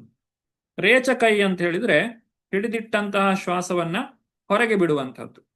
ಈ ರೀತಿ ಪೂರಕ, ಕುಂಭಕ, ರೇಚಕವನ್ನ ನಿಧಾನವಾಗಿ ನಿಯಮಿತವಾಗಿ ಅಭ್ಯಾಸವನ್ನ ಮಾಡ್ತಾ ಬರುವಂಥದ್ದು. ಅಥವಾ ಇದನ್ನ ವಿಪರ್ಯಯಗೊಳಿಸಬಹುದು. ಅಂದ್ರೆ ಒಳಗಡೆ ಗಾಳಿಯನ್ನ ಹಿಡಿದಿಟ್ಟುಕೊಳ್ಳುವುದು ಒಂದು ರೀತಿ, ವಿಪರ್ಯಯ ಅಂತ ಹೇಳಿದ್ರೆ ಗಾಳಿಯನ್ನ ಸಂಪೂರ್ಣವಾಗಿ ಹೊರಗೆ ಬಿಟ್ಟು ಇರುವಂತಹದ್ದು. ಅಂದ್ರೆ ರೇಚಕೈ, ಮೊದಲು ರೇಚಕೈ ಸಂಪೂರ್ಣವಾಗಿ ಗಾಳಿಯನ್ನ ಹೊರಗೆ ಬಿಡುವಂತಹದ್ದು, ಹಾಗೂ ಶ್ವಾಸಕೋಶದಲ್ಲಿ ಗಾಳಿಯೇ ಇಲ್ಲದೆ ಸ್ವಲ್ಪ ಹೊತ್ತು ಹಾಗೆ ಇರುವಂತಹದ್ದು, ಅದನ್ನ ಶೂನ್ಯಕ ಅಂತಾನು ಹೇಳ್ತಾರೆ. ಆಮೇಲೆ ಮತ್ತೆ ಪೂರಕ, ಮತ್ತೆ ಗಾಳಿಯನ್ನ ನಿಧಾನವಾಗಿ ಒಳಕ್ಕೆ ಎಳೆದುಕೊಳ್ಳುವಂತಹದ್ದು. ಹೀಗೆ ಪೂರಕ, ಕುಂಭಕ, ರೇಚಕಗಳನ್ನ ಅಭ್ಯಾಸ ಮಾಡಬಹುದು. ಈ ರೀತಿ ಅಭ್ಯಾಸವನ್ನ ಮಾಡೋದ್ರಿಂದ ಮನಸ್ಸು ಸ್ಥಿರಗೊಳ್ಳುತ್ತದೆ, ಬಾಹ್ಯ ಗೊಂದಲಗಳಿಂದ ವ್ಯಕ್ತಿಯು ಮುಕ್ತನಾಗ್ತಾನೆ. ವ್ಯಕ್ತಿಯ ಜೀವನದಲ್ಲಿ ಬರುವಂತಹ ಸಣ್ಣ ಪುಟ್ಟ ಅಡೆತಡೆಗಳೆಲ್ಲ ಅವನನ್ನ ವಿಚಲಿತಗೊಳಿಸಲಿಕ್ಕೆ ಸಾಧ್ಯ ಆಗುವುದಿಲ್ಲ. ಈ ರೀತಿ ವ್ಯಕ್ತಿಯು ಈ ಒಂದು ಯೋಗವನ್ನ ಅಭ್ಯಾಸ ಮಾಡಬಹುದು. ಆದರೆ ಪ್ರಭುಪಾದರು ಭಕ್ತಿಯನ್ನ ಮಾಡುವವರಿಗೆ ನೇರವಾದಂತಹ ವಿಧಾನವನ್ನ ಹೇಳ್ತಾ ಇದ್ದಾರೆ.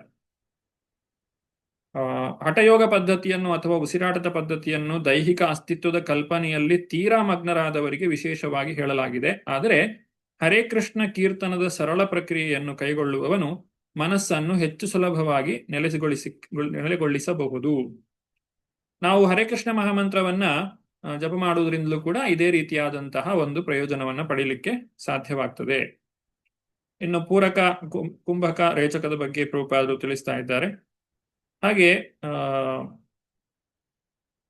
ಇಡಾಪಿಂಗಳಗಳ ಬಗ್ಗೆಯೂ ಕೂಡ ಭಾವಾರ್ಥದಲ್ಲಿ ಶಿಲ ಪ್ರಭುಪಾದರು ತಿಳಿಸ್ತಾ ಇದ್ದಾರೆ. ಇಡಾಪಿಂಗಳ ಮಾರ್ಗವನ್ನ ಶುದ್ಧಿಗೊಳಿಸುವ ಅಂತಿಮ ಉದ್ದೇಶ ಅಂತ ಹೇಳಿದ್ರೆ ಮನಸ್ಸನ್ನ ಐಹಿಕ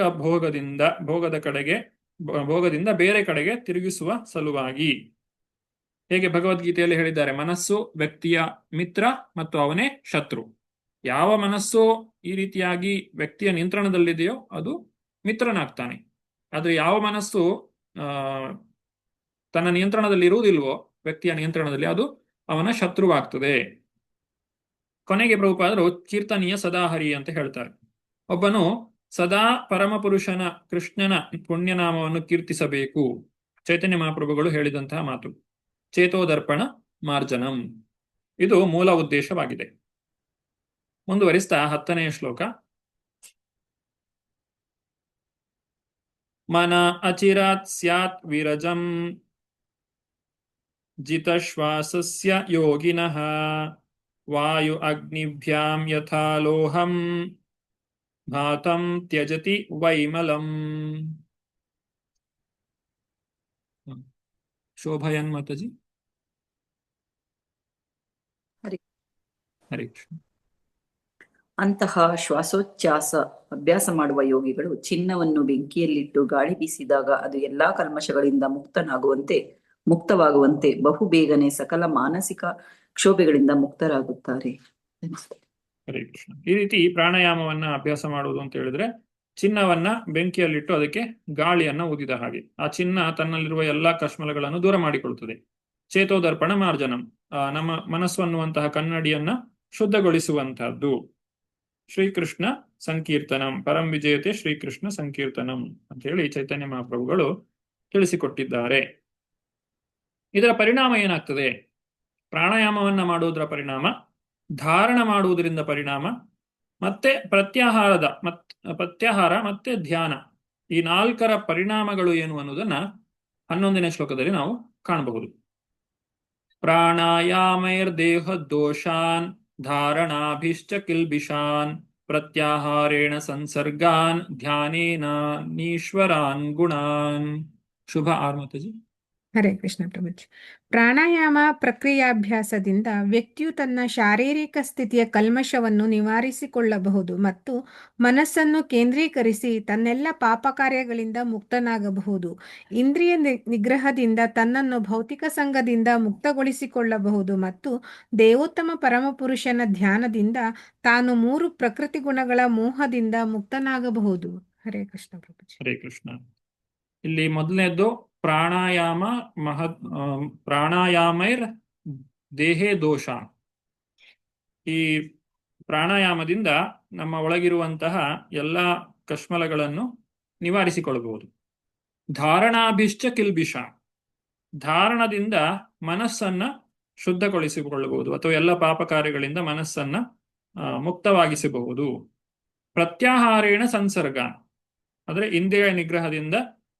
ಇಂದ್ರಿಯ ನಿಗ್ರಹವನ್ನು ಮಾಡೋದ್ರಿಂದ ಸಂಸರ್ಗ ಅಂದ್ರೆ ಬೇರೆ ಭೌತಿಕವಾದಂತಹ ಸಂಘಗಳೇನಿವೆ ಅವುಗಳನ್ನ ದೂರ ಮಾಡಿಕೊಳ್ಳಬಹುದು. ಧ್ಯಾನೇನ ಈಶ್ವರಾನ್ ಗುಣಾನ್, ಧ್ಯಾನದಿಂದ 3 ಪ್ರಕೃತಿ ಗುಣ, ಧ್ಯಾನೇನ ಈಶ್ವರಾನ್ ಗುಣಾನ್, ಗುಣಾನ್ ಅಂತ ಹೇಳಿದ್ರೆ 3 ಗುಣಗಳು, ಅವುಗಳ ಮೋಹದಿಂದ ಮುಕ್ತನಾಗಬಹುದು. ಈ ರೀತಿ 4 ಅಂಗಗಳ ಪ್ರಯೋಜನವನ್ನ ಇಲ್ಲಿ ತಿಳಿಸಿದ್ದಾರೆ. ಯದಾ ಮನ ಸ್ವವಿರಜಂ ಯೋಗೇನ ಸುಸಮಾಹಿತಂ ಕಾಷ್ಟಾಂ ಭಗವತೋ ಧ್ಯಾಯೇತ್ ಸ್ವನಾಸಾಗ್ರವಲೋಕನಃ. ಚಿತ್ರಮೋಹಿನಿ ಮಾತಾಜಿ. ಹರೇ ಕೃಷ್ಣ ಪ್ರಭುಜಿ. ಅನುವಾದ: ಈ ಯೋಗಾಭ್ಯಾಸದಿಂದ ಮನಸ್ಸು ಪೂರ್ಣವಾಗಿ ಶುದ್ಧವಾದಾಗ ವ್ಯಕ್ತಿಯು ಕಣ್ಣುಗಳನ್ನು ಅರ್ಧ ಮುಚ್ಚಿಕೊಂಡು ಮೂಗಿನ ತುದಿಯಲ್ಲಿ ಕೇಂದ್ರೀಕರಿಸಿ ದೇವೋತ್ತಮ ಪರಮ ಪುರುಷನ ರೂಪದರ್ಶನ ಮಾಡಬೇಕು. ಹರೇ ಕೃಷ್ಣ ಪ್ರಭು. ಹರೇ ಕೃಷ್ಣ. ಇಲ್ಲಿ ಇದು ಧಾರಣಾ ಸ್ಥಿತಿಗೆ ನಾವು ಬರ್ತಾ ಇದ್ದೇವೆ. ಇದನ್ನ ಮುಂದುವರಿದಂತಹ ಯೋಗಿಗಳು ಅಭ್ಯಾಸ ಮಾಡಿ ಯೋಗಾರೂಢ ಸತಸೇವ, ಈಗ ಭಗವದ್ಗೀತೆಯಲ್ಲಿ ಹೇಳ್ತಾರೆ ಯೋಗಾರುರುಕ್ಷೋ ಯೋಗಾರೂಢ ಅಂತೇಳಿ. ಆ ಎರಡನೇ ಹಂತಕ್ಕೆ ಬಂದಂತಹ ವ್ಯಕ್ತಿಗಳಿಗೆ ಇದು ಸಾಧ್ಯ. ಭಗವಂತನ ಧ್ಯಾನವನ್ನ ಮನಸ್ಸಿನಲ್ಲಿ ಯೋಚನೆ ಮಾಡುವಂತಹದ್ದು. ಕಣ್ಣುಗಳನ್ನ ಅರ್ಧ ಮುಚ್ಚಿಕೊಂಡಿರ್ಬೇಕು ಅಂತ ಹೇಳ್ತಾರೆ. ಕಣ್ಣನ್ನ ಪೂರ್ತಿಯಾಗಿ ತೆರೆದಿದ್ರೆ ಬಾಹ್ಯವಾದ ವಸ್ತುಗಳೆಲ್ಲ ಕಾಣ್ತವೆ. ಕಣ್ಣನ್ನ ಪೂರ್ತಿಯಾಗಿ ಮುಚ್ಚಿಬಿಟ್ರೆ ನಿದ್ದೆ ಬರ್ತದೆ. ಹಾಗಾಗಿ ಕಣ್ಣನ್ನ ಅರ್ಧ ಮಾತ್ರ ತೆರೆಯಬೇಕು. ಮೂಗಿನ ತುದಿಯಲ್ಲಿ ಕೇಂದ್ರೀಕರಿಸಬೇಕು. ಮೂಗಿನ ತುದಿಯನ್ನ ದರ್ಶಿಸಬೇಕು. ಹಾಗೂ ಭಗವಂತನ ರೂಪವನ್ನ ಮನಸ್ಸಿನಲ್ಲಿ ಕಾಣಲಿಕ್ಕೆ ಪ್ರಯತ್ನಿಸಬೇಕು. ಆದ್ರೆ ಭಗವಂತನ ರೂಪವನ್ನು ಕಾಣಲಿಕ್ಕೆ ಹೇಗೆ ಸಾಧ್ಯ? ನಾವು ಏನನ್ನಾದ್ರೂ ಕಂಡಿದ್ರೆ ತಿಳಿದಿದ್ರೆ ದರ್ಶಿಸಬಹುದು. ನಮಗೇನು ಗೊತ್ತಿಲ್ಲ ಅಂತ ಹೇಳಿದ್ರೆ ದರ್ಶನ ಮಾಡಲಿಕ್ಕೆ ಸಾಧ್ಯ ಆಗುದಿಲ್ಲ. ಈಗ ಯಾವುದೇ ಸರಿಯಾದಂತಹ ಪರಂಪರೆಯಲ್ಲಿ ಬರದೆ ವ್ಯಕ್ತಿಗಳು ಯೋಗಾಭ್ಯಾಸವನ್ನು ಮಾಡಲಿಕ್ಕೆ ಹೋದರೆ ಹೀಗೆ ಆಗ್ತದೆ. ಅವರು ಯಾವುದೋ ಒಂದು ಶೂನ್ಯದ ಮೇಲೆ ಅಥವಾ ಒಂದು ಬಿಂದುವಿನ ಮೇಲೆ ಅಥವಾ ಒಂದು ದೀಪದ ಮೇಲೆ ತಮ್ಮ ಮನಸ್ಸನ್ನ ಕೇಂದ್ರೀಕರಿಸಲಿಕ್ಕೆ ಪ್ರಯತ್ನಿಸ್ತಾರೆ. ಆದ್ರೆ ಇಲ್ಲಿ ಪ್ರಭುಪಾದರು ಸ್ಪಷ್ಟವಾಗಿ ಹೇಳ್ತಾರೆ, ದೇವೋತ್ತಮ ಪರಮಪುರುಷನ ರೂಪದರ್ಶನ ಮಾಡಬೇಕು ಅಂತೇಳಿ. ಹಾಗಿದ್ದ ಮೇಲೆ ದೇವೋತ್ತಮ ಪರಮಪುರುಷನ ರೂಪ ಹೇಗಿರ್ತದೆ ಅನ್ನುವಂಥದ್ದು ಅವರಿಗೆ ತಿಳಿದಿರಬೇಕು. ಅದಕ್ಕೋಸ್ಕರ ಅವರು ಭಾಗವತವನ್ನ ಓದಬೇಕು. ಯಾಕಂದ್ರೆ ಈಗ ಮುಂದಿನ ಭಾಗದಲ್ಲಿ, ಇದೇ ಅಧ್ಯಾಯದ ಮುಂದಿನ ಭಾಗದಲ್ಲಿ ಭಾಗವತದಲ್ಲಿ ಭಗವಂತನ ರೂಪದ ವರ್ಣನೆ ಬರ್ತದೆ. ಆ ಭಗವಂತನನ್ನ ಕಂಡಂತಹ ಭಕ್ತರು ಆ ಭಗವಂತನ ರೂಪವನ್ನ ಯಾವ ರೀತಿಯಾಗಿ ವರ್ಣಿಸಿದ್ದಾರೆ ಅನ್ನೋದನ್ನ ಇಲ್ಲಿ ತಿಳಿಸ್ತಾ ಇದ್ದಾರೆ. ಕಾಷ್ಟಾಮ್ ಅಂತ ಹೇಳಿದ್ರೆ ಪರಮಾತ್ಮನನ್ನ ಭಗವಂತನ ಒಂದು ವಿಸ್ತೃತ ರೂಪ ಕಾಷ್ಟಾಮ್ ಅಂತೇಳಿ ಇಲ್ಲಿ ಹೇಳಿದ್ದಾರೆ. ಪರಮಾತ್ಮನನ್ನು ಅವನ ಧ್ಯಾನವನ್ನ ಮಾಡಬೇಕು. ಭಗವತಃ ಶ್ರೀ ವಿಷ್ಣುವನ್ನ ಅಂದ್ರೆ ಪ್ರಭುಪಾದರು ಸ್ಪಷ್ಟೀಕರಿಸ್ತಾ ಇದ್ದಾರೆ ಇದು ಯಾವುದರ ಮೇಲೆ ಧ್ಯಾನವನ್ನ ಮಾಡಬೇಕು ಅಂತೇಳಿ. ಈಗ ರೂಪಧಾರಣೆಯ ಬಗ್ಗೆ ತಿಳಿಸ್ತಾ ಇದ್ದಾರೆ. ಈಗ ಒಂದು ವಿಚಾರ ನಾವು ಇಲ್ಲಿ ಸ್ಪಷ್ಟ ಆಗ್ತದೆ ನಮಗೆ, ಏನು ಅಂತ ಹೇಳಿದ್ರೆ, ಅಷ್ಟಾಂಗ ಯೋಗದಲ್ಲಿ ಯಮ, ನಿಯಮ, ಆಸನ, ಪ್ರಾಣಾಯಾಮ, ಪ್ರತ್ಯಾಹಾರ, ಧಾರಣ, ಧ್ಯಾನ 7ನೇ ಹಂತದಲ್ಲಿ ಧ್ಯಾನ ಬರ್ತಾ ಇದೆ. ಆದ್ರೆ ನಮಗೆ ಭಕ್ತಿ ಯೋಗದಲ್ಲಿ ಪ್ರಹ್ಲಾದ ಮಹಾರಾಜರು ಹೇಳಿರುವ ರೀತಿಯಲ್ಲಿ ಶ್ರವಣಂ, ಕೀರ್ತನಂ, ವಿಷ್ಣು ಸ್ಮರಣಂ, ಪಾದಸೇವನಂ, ಅರ್ಚನಂ, ವಂದನಂ, ಸಖ್ಯಂ, ಆತ್ಮನಿವೇದನಂ. ಇಲ್ಲಿ 3ನೇ ಹಂತದಲ್ಲಿ ಸ್ಮರಣೆ ಬರ್ತದೆ. ಧ್ಯಾನ ಅಂತ ಹೇಳಿದ್ರೆ ಬೇರೆ ಅಲ್ಲ, ಸ್ಮರಣೆ ಅಂತ ಹೇಳಿದ್ರೆ ಬೇರೆ ಅಲ್ಲ, ಎರಡು ಕೂಡ ಒಂದೇ. ಹಾಗಾದ್ರೆ ಸ್ಮರಣೆಯ ಹಂತಕ್ಕೆ ಬರಲಿಕ್ಕೆ ನಮಗಿರುವುದು 3 ಹಂತಗಳು. ಅಂದ್ರೆ ಭಕ್ತಿಯನ್ನ ಮಾಡುವವರಿಗೆ ಸುಲಭವಾಗಿ ಭಗವಂತನನ್ನ ಕಾಣಲಿಕ್ಕೆ ಆಗುತ್ತದೆ 3 ಹಂತಗಳಲ್ಲಿ. ಅಷ್ಟಾಂಗ ಯೋಗವನ್ನ ಮಾಡುವವರು 7 ಹಂತಗಳನ್ನ ದಾಟಬೇಕು. ಹಾಗಿದ್ರೆ ಮಾತ್ರ ಭಗವಂತನ ದರ್ಶನ ಅವರಿಗೆ ಆಗ್ತದೆ. ಹೇಗೆ ಸಾಧ್ಯ? ಶ್ರವಣಂ, ಕೀರ್ತನ, ಭಗವಂತನ ಬಗ್ಗೆ ನಿತ್ಯವೂ ಶ್ರವಣ ಮಾಡಬೇಕು. ಭಗವಂತನ ಬಗ್ಗೆ ಇತರರಿಗೆ ತಿಳಿಸಿಕೊಡ್ಬೇಕು, ಅಥವಾ ನಮ್ಮಷ್ಟಕ್ಕೆ ನಾವು ತಿಳಿದುಕೊಳ್ಬೇಕು. ನಾವೇನು ಓದ್ತೇವೆ, ಕೇಳ್ತೇವೆ, ಅದನ್ನ ಮತ್ತೆ ಮನನ ಮಾಡಬೇಕು. ಹಾಗೆ ಮಾಡಿದಾಗ ಸ್ಮರಣೆ ತಾನಾಗಿಯೇ ಬರ್ತದೆ. ಅಂದ್ರೆ ಭಗವಂತನ ರೂಪದರ್ಶನ ನಮಗೆ ಸುಲಭವಾಗಿ ದೊರಕುತ್ತದೆ. ಇದು ಭಕ್ತಿ ಯೋಗದ ಮಹಿಮೆ, ಭಕ್ತಿ ಸೇವೆಯ ಮಹಿಮೆಯಾಗಿದೆ. ಮುಂದಿನ ಶ್ಲೋಕಗಳಲ್ಲಿ 5 ಶ್ಲೋಕಗಳಲ್ಲಿ ಆ ಭಗವಂತನ ಸುಂದರವಾದಂತಹ ರೂಪದ ವರ್ಣನೆಯನ್ನ ನಾವು ಕಾಣಬಹುದು. ಪ್ರಸನ್ನವದನಾಂಭೋಜಂ ಪದ್ಮಗರ್ಭಾರುರೇಕ್ಷಣಂ ನೀಲೋತ್ಪಲದಲ ಶ್ಯಾಮಂ ಶಂಖಚಕ್ರಗದಾಧರಂ. ಶಾಂತರೂಪಿಣಿ ಮಾತಾಜಿ. ಶ್ಲೋಕ 13 ಅನುವಾದ. ದೇವೋತ್ತಮ ಪರಮಪುರುಷನು ಪ್ರಸನ್ನ ಕಮಲ ಮುಖ ಹಾಗೂ ಕಮಲಕೋಶದಂತಹ ಕೆಂಪು ಕಣ್ಣುಗಳು ಮತ್ತು ಕೆನ್ನೆದಿಲೆಯ ದಳಗಳಂತೆ ಶ್ಯಾಮವರ್ಣವುಳ್ಳವನು. ಅವನು ತನ್ನ 3 ಕೈಗಳಲ್ಲಿ ಶಂಖ, ಚಕ್ರ ಮತ್ತು ಗದೆ ಹಿಡಿದಿದ್ದಾನೆ. ಹರೇ ಕೃಷ್ಣ. ಹರೇ ಕೃಷ್ಣ. ಈ ರೀತಿ ಪ್ರಭುಪಾದರು ಪೇಂಟಿಂಗ್ಸ್ ಗಳನ್ನ ಮಾಡುವ ಮುಖಾಂತರ ಭಾಗವತದಲ್ಲಿ ಯಾವ ರೀತಿಯಾಗಿ ಭಗವಂತನ ವರ್ಣನೆಯನ್ನ ಕೊಟ್ಟಿದ್ದಾರೋ ಅದೇ ರೀತಿಯಾಗಿ ನಮಗೆ ಅರ್ಥ ಮಾಡಿಕೊಳ್ಳಲಿಕ್ಕೆ ಸುಲಭವಾಗುವಂತೆ ಮಾಡಿದ್ದಾರೆ. ಪ್ರಭುಪಾದರು ಹೇಳ್ತಾರೆ, these paintings are the Windows for the spiritual world ಅಂತೇಳಿ. ಅಂದ್ರೆ ಈ ಒಂದು ಚಿತ್ರ ಏನು ಬಿಡಿಸಿದ್ದಾರೆ ಇದು ಸಾಮಾನ್ಯವಾದ ಚಿತ್ರಗಳಲ್ಲ, ಇದು ಆಧ್ಯಾತ್ಮಿಕ ಲೋಕಕ್ಕೆ ಇರುವಂತಹ ಕಿಟಕಿಗಳ ಹಾಗೆ. ಅಲ್ಲಿ ಭಗವಂತನ ಲೀಲೆಗಳು ಯಾವ ರೀತಿಯಾಗಿ ನಡೀತಾ ಇದೆ ಅನ್ನೋದನ್ನ ನಾವು ಸ್ವಲ್ಪ ಮಟ್ಟಿಗೆ ಅರ್ಥ ಮಾಡಿಕೊಳ್ಳಿಕ್ಕೆ ಪ್ರಯತ್ನವನ್ನ ಪಡಬಹುದು. ಆ ಭಗವಂತನ ಸುಂದರವಾದಂತಹ ರೂಪವನ್ನ ಇಲ್ಲಿ ವರ್ಣಿಸ್ತಾ ಇದ್ದಾರೆ. ಇದು ವಿಷ್ಣುವಿನ ರೂಪದ ವರ್ಣನೆಯಾಗಿದೆ. ನೀಲೋತ್ಪಲ ದಲ ಅಂದ್ರೆ ನೀಲವರ್ಣದ ಒಂದು ತಾವರೆ ಹೂವಿನ ಎಸಳಿನಂತೆ ಇದೆ ಆ ಭಗವಂತನ ಒಂದು ಬಣ್ಣ. ಇದು ಕೇವಲ ಕವಿಕಲ್ಪನೆಯಲ್ಲ, ಇದು ಭಗವಂತನನ್ನ ಕಂಡವರು ತಾವು ಕಂಡಂತೆ ವಿವರಿಸಿರುವಂತಹದ್ದು. ಲಸತ್ ಪಂಕಜ ಕಿಂಜಲ್ಕ ಪೀತ ಕೌಶೇಯ ವಾಸಸಂ ಶ್ರೀವತ್ಸವಕ್ಷ ಸಂಭ್ರಾಜಂ ಕೌಸ್ತುಭ ಆಮುಕ್ತ ಕಂಧರಂ. ಸಂಧ್ಯಾ ಮಾತಾಜಿ. ಹರೇ ಕೃಷ್ಣ ಪ್ರಭುಜಿ. ಹರೇ ಕೃಷ್ಣ. ಶ್ಲೋಕ 14 ಅನುವಾದ. ಅವನ ಕಟಿಯು ಕಮಲದ ಕೇಸರಗಳಂತೆ ಹಳದಿ ಬಣ್ಣದಿಂದ ಕೂಡಿದ ಹೊಳೆಯುವ ವಸ್ತ್ರದಿಂದ ಆವೃತವಾಗಿದೆ. ಎದೆಯಲ್ಲಿ ಬಿಳಿ ಕೂದಲಿನ ಸುರುಳಿಯಾದ ಶ್ರೀವತ್ಸ ಲಾಂಛನವಿದೆ. ಹೊಳೆಯುವ ಕೌಸ್ತುಭ ಮಣಿಯು ಅವನ ಕಂಠದಲ್ಲಿ ತೂಗಾಡುತ್ತಿದೆ. ಹರೇ ಕೃಷ್ಣ ಪ್ರಭುಜಿ. ಹರೇ ಕೃಷ್ಣ. ಈ ರೀತಿ ಆ ಭಗವಂತನ ಧರಿಸಿರುವಂತಹ ವಸ್ತ್ರ ಅದು ಕಮಲದ ಕೇಸರದಂತೆ ಹಳದಿ ಬಣ್ಣವನ್ನ ಹೊಂದಿದೆ. ಹಾಗೂ ಎದೆಯಲ್ಲಿ ಶ್ರೀವತ್ಸ ಲಾಂಛನ ಇದೆ.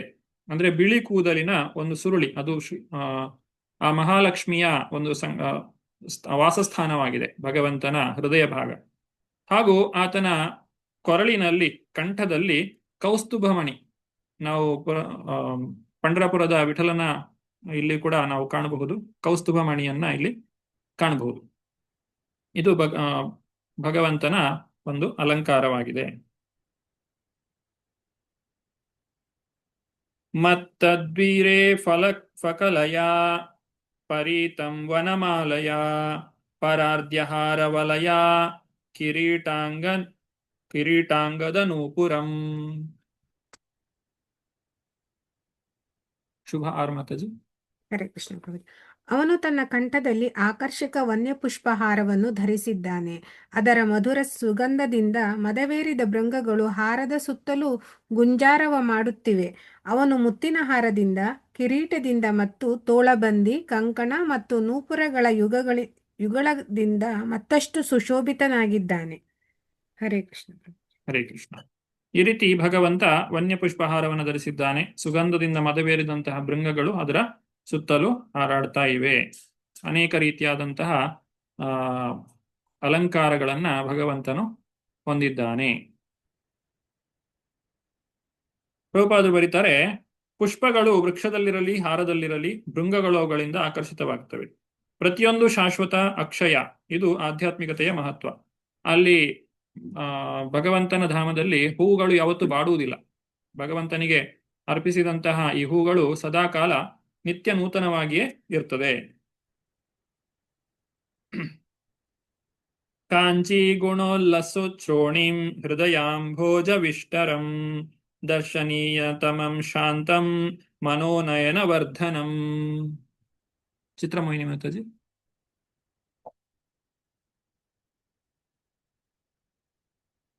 ಹರೇ ಕೃಷ್ಣ ಪ್ರಭುಜಿ. ಹರೇ ಕೃಷ್ಣ. ಅವನ ಕಟಿ ಮತ್ತು ಜಗನಗಳು ಓಢಾಣ್ಯದಿಂದ ಸುತ್ತುವರೆದಿವೆ. ಅವನ ಕಟಿ ಮತ್ತು ಜಗನಗಳು ಓಢಾಣ್ಯದಿಂದ ಸುತ್ತುವರೆದಿವೆ. ಅವನು ತನ್ನ ಭಕ್ತನ ಹೃದಯ ಕಮಲದಲ್ಲಿ ನಿಂತಿದ್ದಾನೆ. ನೋಡಲು ಅವನು ಅತ್ಯಂತ ಮನೋಹರನು ಮತ್ತು ಅವನ ಶಾಂತ ರೂಪವು ಅವನನ್ನು ನೋಡುವ ಭಕ್ತರ ಕಣ್ಮನಗಳನ್ನು ಆನಂದಗೊಳಿಸುತ್ತದೆ. ಹರೇ ಕೃಷ್ಣ ಪ್ರಭು. ಹರೇ ಕೃಷ್ಣ. ಭಗವಂತನ ಈ ಸುಂದರವಾದಂತಹ ರೂಪವನ್ನ ಕಂಡಂತಹ ಭಕ್ತರು ಭೌತಿಕವಾದಂತಹ ವಿಚಾರಗಳ ಬಗ್ಗೆ ಆಸಕ್ತಿಯನ್ನ ಕಳೆದುಕೊಳ್ತಾರೆ.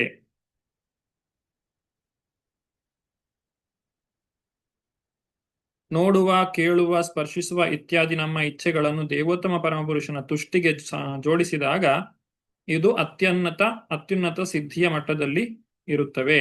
ಈ ಭೌತಿಕ ವಸ್ತುಗಳ ಆಕರ್ಷಣೆ ನಮ್ಮನ್ನ ಬಾಧಿಸುವುದಿಲ್ಲ. ಅಪಿಚ್ಯ ದರ್ಶನಂ ಶಶ್ವತ್ ಸರ್ವಲೋಕ ನಮಸ್ಕೃತಂ ಸಂತಂ ವಯಸಿ ಕೈಶೋರೇ ಭೃತ್ಯಾನುಗ್ರಹ ಕಾತರಂ. ಶಾಂತರೂಪಿಣಿ ಮಾತಾಜಿ. ಶ್ಲೋಕ 17 ಅನುವಾದ. ಭಗವಂತನು ನಿತ್ಯ ಅತಿ ಸುಂದರನು ಮತ್ತು ಅವನು ಪ್ರತಿಯೊಂದು ಲೋಕದ ಸಕಲ ನಿವಾಸಿಗಳಿಂದ ಆರಾಧ್ಯನು. ಅವನು ಯೌವನೋಪೇತನು ಮತ್ತು ತನ್ನ ಭಕ್ತರನ್ನು ಅನುಗ್ರಹಿಸಲು ಸದಾ ಕಾತರನು. ಹರೇ ಕೃಷ್ಣ. ಹರೇ ಕೃಷ್ಣ. ಬ್ರಹ್ಮ ಸಂಹಿತೆಯಲ್ಲಿ ಕೂಡ ಇದರ ವರ್ಣನೆ ಬರ್ತದೆ.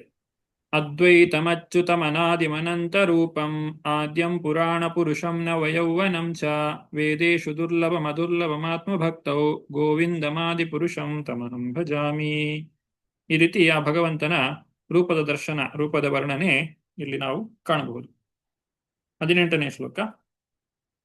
ಕೀರ್ತನ್ಯ ತೀರ್ಥ ಯಶಸಂ ಪುಣ್ಯ ಶ್ಲೋಕ ಯಶಸ್ಕರಂ ಧ್ಯಾಯೇದ್ದೇವಂ ಸಮಗ್ರಾಂಗಂ ಯಾವನ್ನ ಚ್ಯವತೆ ಮನಃ. ಸಂಧ್ಯಾ ಮಾತಾಜಿ. ಹರೇ ಕೃಷ್ಣ ಪ್ರಭುಜಿ.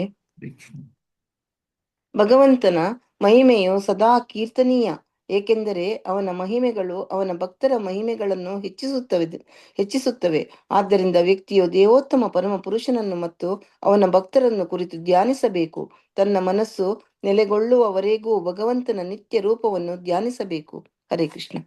ಹರೇ ಕೃಷ್ಣ. ನಿತ್ಯ ನಿರಂತರವಾಗಿ ಭಗವಂತನ ಈ ರೂಪವನ್ನ ನಾವು ಧ್ಯಾನ ಮಾಡಬೇಕು. ಅದಕ್ಕೆ ನಾವು ಮನೆಗಳಲ್ಲಿ ಭಗವಂತನ ಭಾವಚಿತ್ರಗಳನ್ನ ಹಾಕಿರ್ತೇವೆ. ಯಾಕಂದ್ರೆ ನಾವು ಆಚೆ ಈಚೆ ನೋಡುವಾಗ ಭಗವಂತನ ದರ್ಶನ ನಮಗೆ ಆಗ್ತಾ ಇದ್ರೆ ಮತ್ತೆ ಮತ್ತೆ ಆ ಭಗವಂತನ ರೂಪವನ್ನ ನಾವು ನೆನಪು ಮಾಡಿಕೊಳ್ಳಿಕ್ಕೆ ಸಾಧ್ಯವಾಗ್ತದೆ. ಪ್ರಭುಪಾದರು 8 ಬಗೆಯ ರೂಪಗಳನ್ನ ಇಲ್ಲಿ ತಿಳಿಸ್ತಾ ಇದ್ದಾರೆ ಭಾವಾರ್ಥದಲ್ಲಿ. ಭಗವದ್ ದರ್ಶನ ಹೊಂದಲು ಭಕ್ತರಿಗೆ 8 ಬಗೆಯ ರೂಪಗಳು ಉಕ್ತವಾಗಿವೆ ಅಂತ ಹೇಳಿ. ಮೊದಲನೇದ್ದು ಮರಳು, ಮರ, ಶಿಲೆ, ಮನಸ್ಸಿನಲ್ಲಿ ಧ್ಯಾನ, ರತ್ನಗಳಿಂದ, ಧಾತುಗಳಿಂದ ಅಥವಾ ವರ್ಣಚಿತ್ರಗಳಿಂದ ತಯಾರಿಸಿದಂತಹ ರೂಪ. ಈ ರೀತಿಯಾಗಿ ಭಗವಂತನ ಬೇರೆ ಬೇರೆ ರೀತಿಯ ರೂಪಗಳನ್ನ ನಾವು ತಯಾರಿಸಿ ಆ ಭಗವಂತನ ರೂಪವನ್ನು ನೆನಪು ಮಾಡಿಕೊಳ್ಳಬಹುದು.